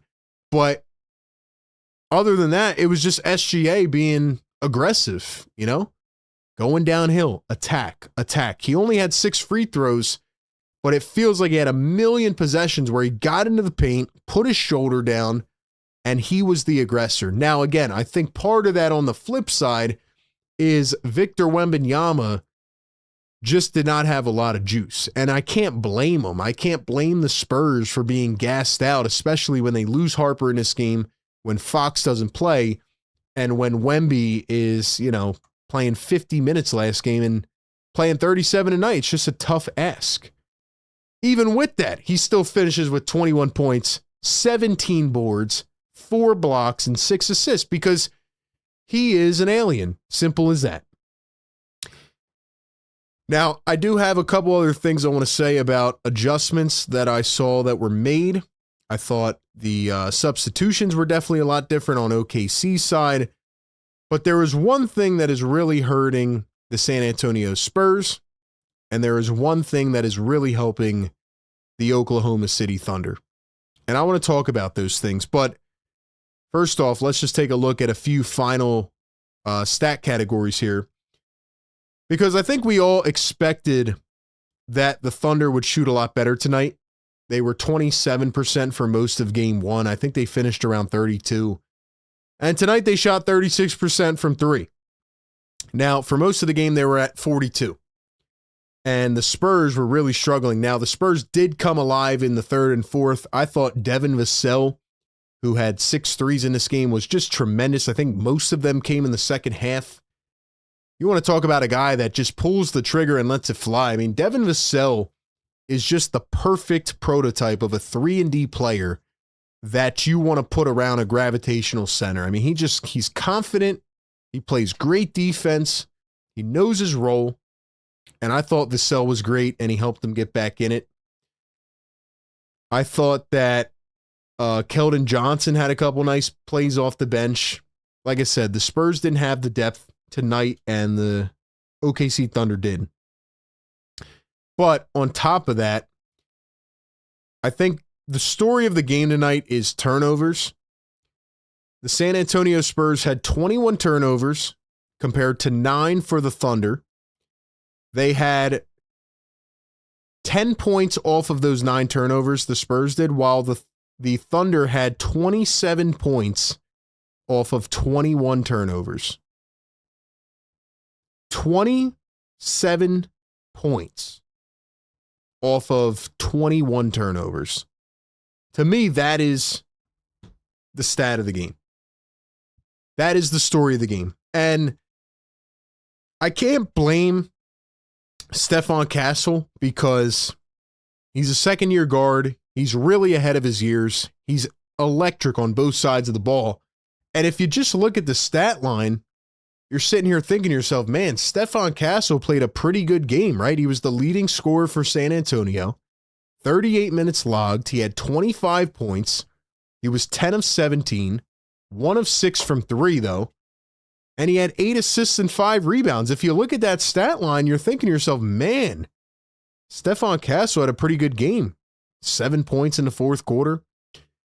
But I would argue that his bad decision-making and playing a little bit too much with the ball pretty much costed the Spurs this game, in a way. As good as he's been on the offensive side, I think he's up to like 45 points in the first 2 games, something around there. He's got like 45 points in the first 2 games, but he also has 20 combined turnovers. If he can clean up the turnover issue, I think the Spurs will be in a much better spot. And I mean, I already think he's going to be an all-NBA player for a while. I mean, he's shown that. He's a special player. But he had 5 turnovers, not even halfway into the second quarter. He had 4 the rest of the game. And I think the Spurs are really just missing that point guard mentality. Now, again, Dylan Harper is that guy. He went out in the third quarter. It looked like he kind of came down weird on his, I think it was his left leg. And it looked like he tried to run back from the locker room, and they told him, no, you have to go back. So I don't know what Dylan Harper had, if it was his leg, if it was his thigh, his quad, his ankle. But he had an injury. And then near the end of the game, A.J. Mitchell had an injury similar with his quad. He came out of the game.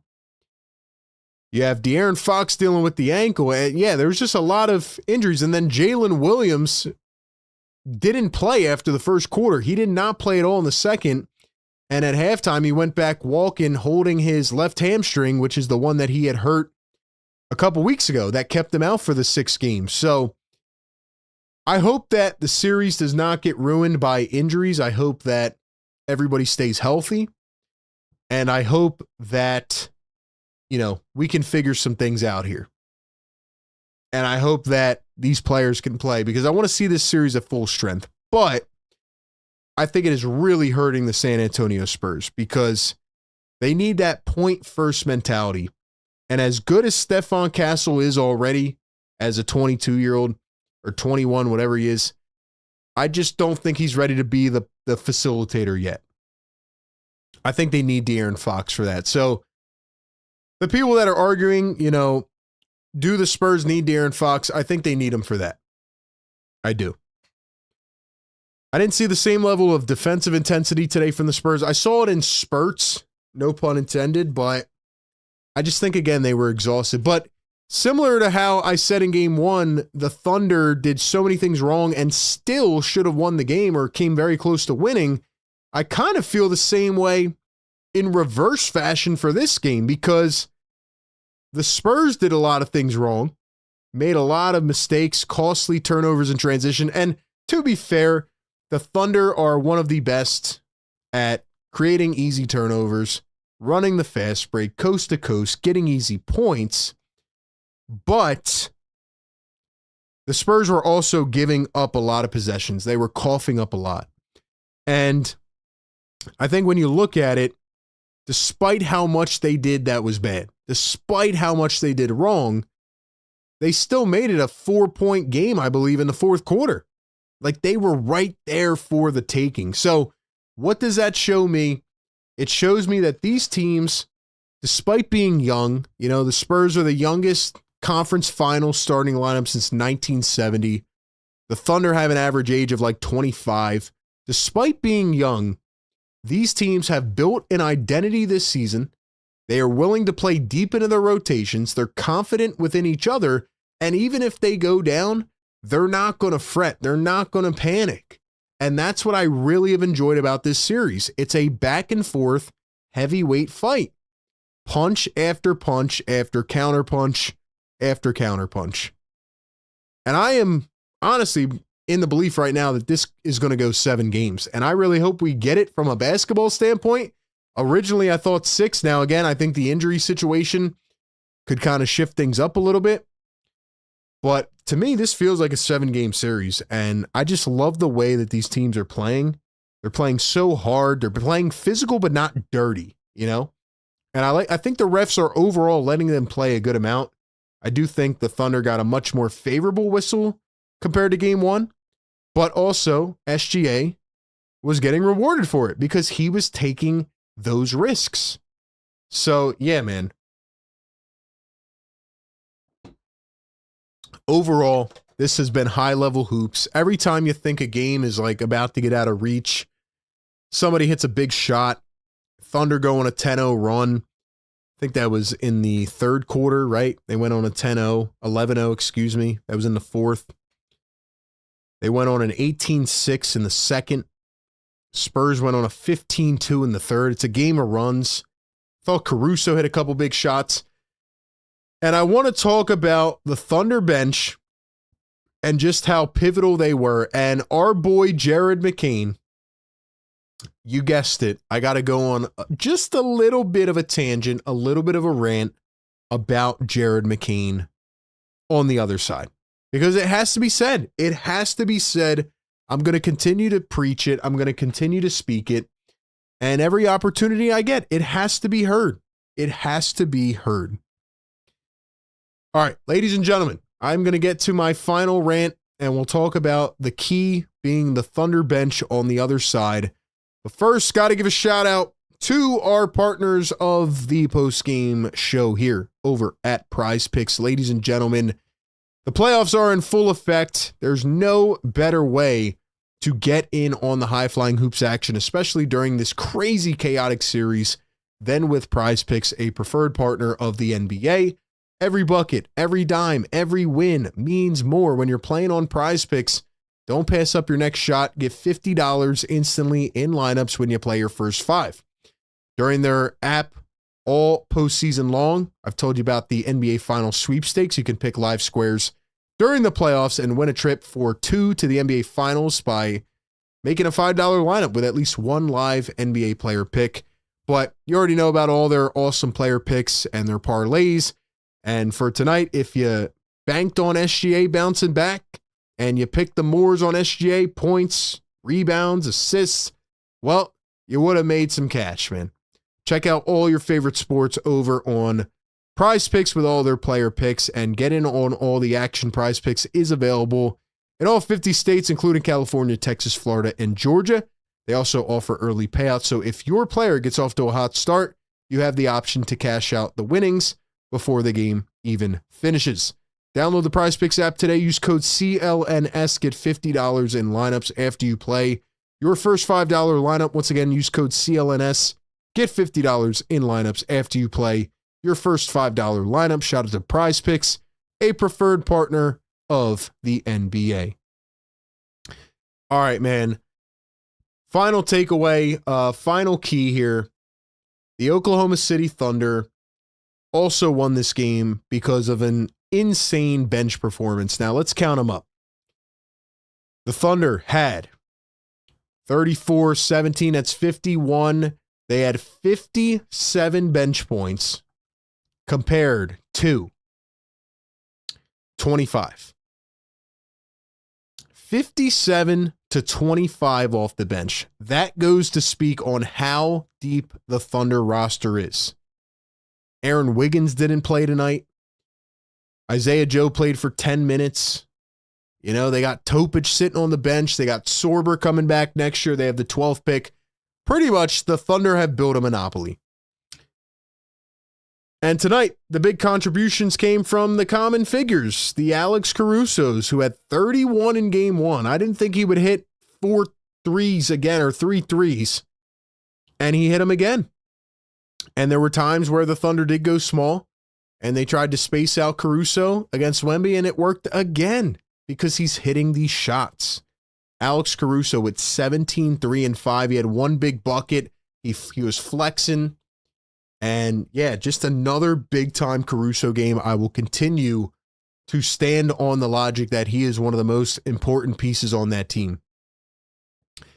I thought Cason Wallace was fantastic tonight.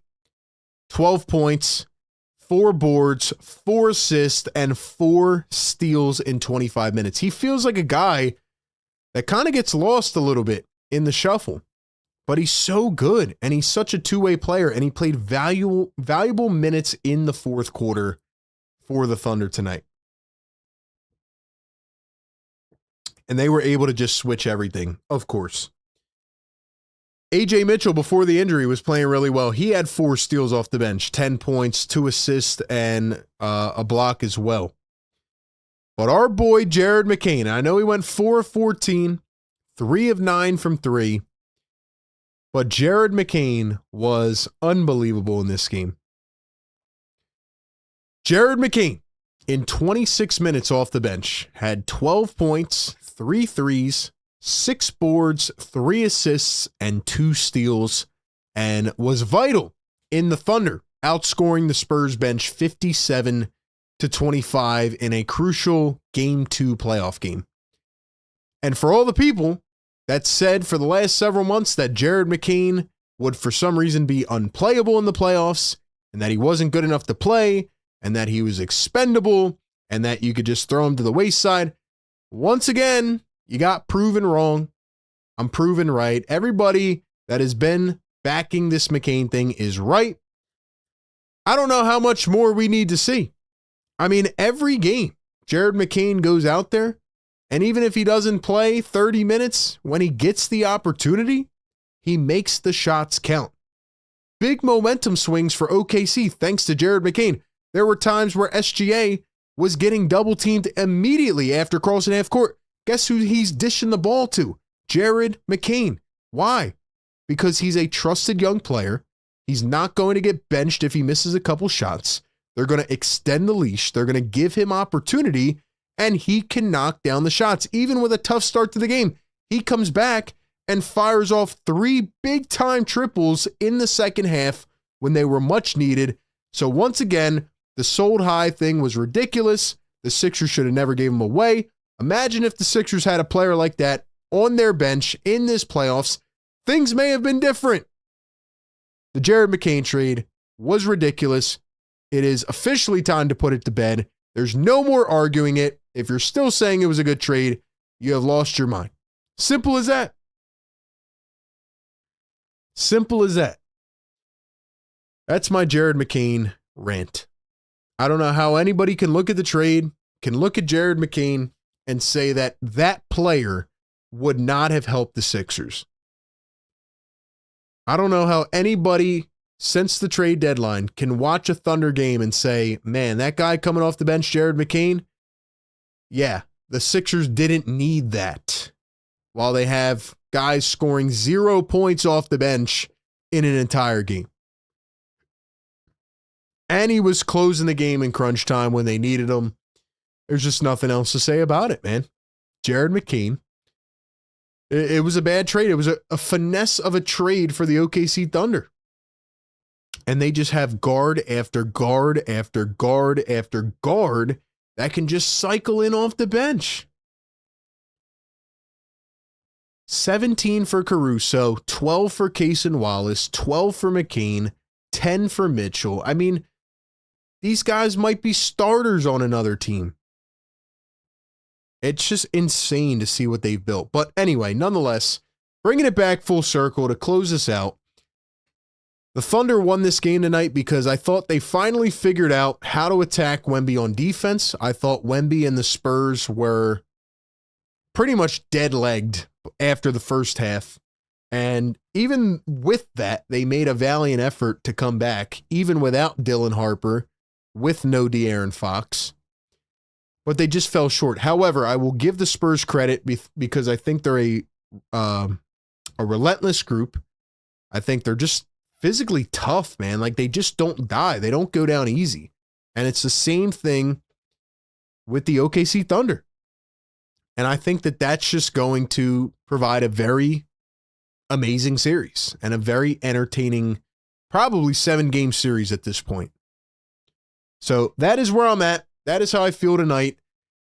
If you're the San Antonio Spurs, well, actually, if you're the Thunder, you needed this game. You absolutely needed to win. And if you are the San Antonio Spurs, you're pretty satisfied with 2 really good efforts and going back home with the series split 1-1. Like, you're in a really good spot. If this, I think the Spurs obviously need to split back at home, but like, you know, they would have liked this game tonight, but I think they're trying to like really recharge and win game 3. If they do that, then the Thunder will be in a must-win game 4 scenario. So yeah, I think the Spurs accomplished what they needed to, which was stealing one on the road in OKC. But I think the Thunder showed their championship level DNA tonight in terms of being able to bounce back. And like even SGA, you know, with the game feeling like it's on the line late, he hits a big pull-up turnaround midi, and he tells them to, you know, pipe the F down. Like, I got this. I'm good. I'm the MVP. We're good. And I just think it shows a lot of composure with them. So, anyway, man, this is set to be a really insane series. We will see what happens in Game 3 on Friday night, and then in Game 4 on Sunday night. But that's all I got, man. Shout out to everybody in the chat. Shout out to the mods, the members, everybody that's been a part of this one tonight. It was another special game, and I appreciate every single one of you for sticking in here with me, man. Y'all are the best community in the world. Stay up with us, man. It is the post-game show here on the NBA Game Day Live show here in the playoffs. Streaming the rest of the playoffs. Brought to you by Prize Picks. Hope you all have a great rest of your day and night. More content to follow per usual. Follow us everywhere. Get at us on socials, man. Thunder win game 2, 122-113. But it ain't over yet. Counter punches incoming in a few days. Hope you enjoy the rest of your night. Catch you on the next one. We're out. Peace.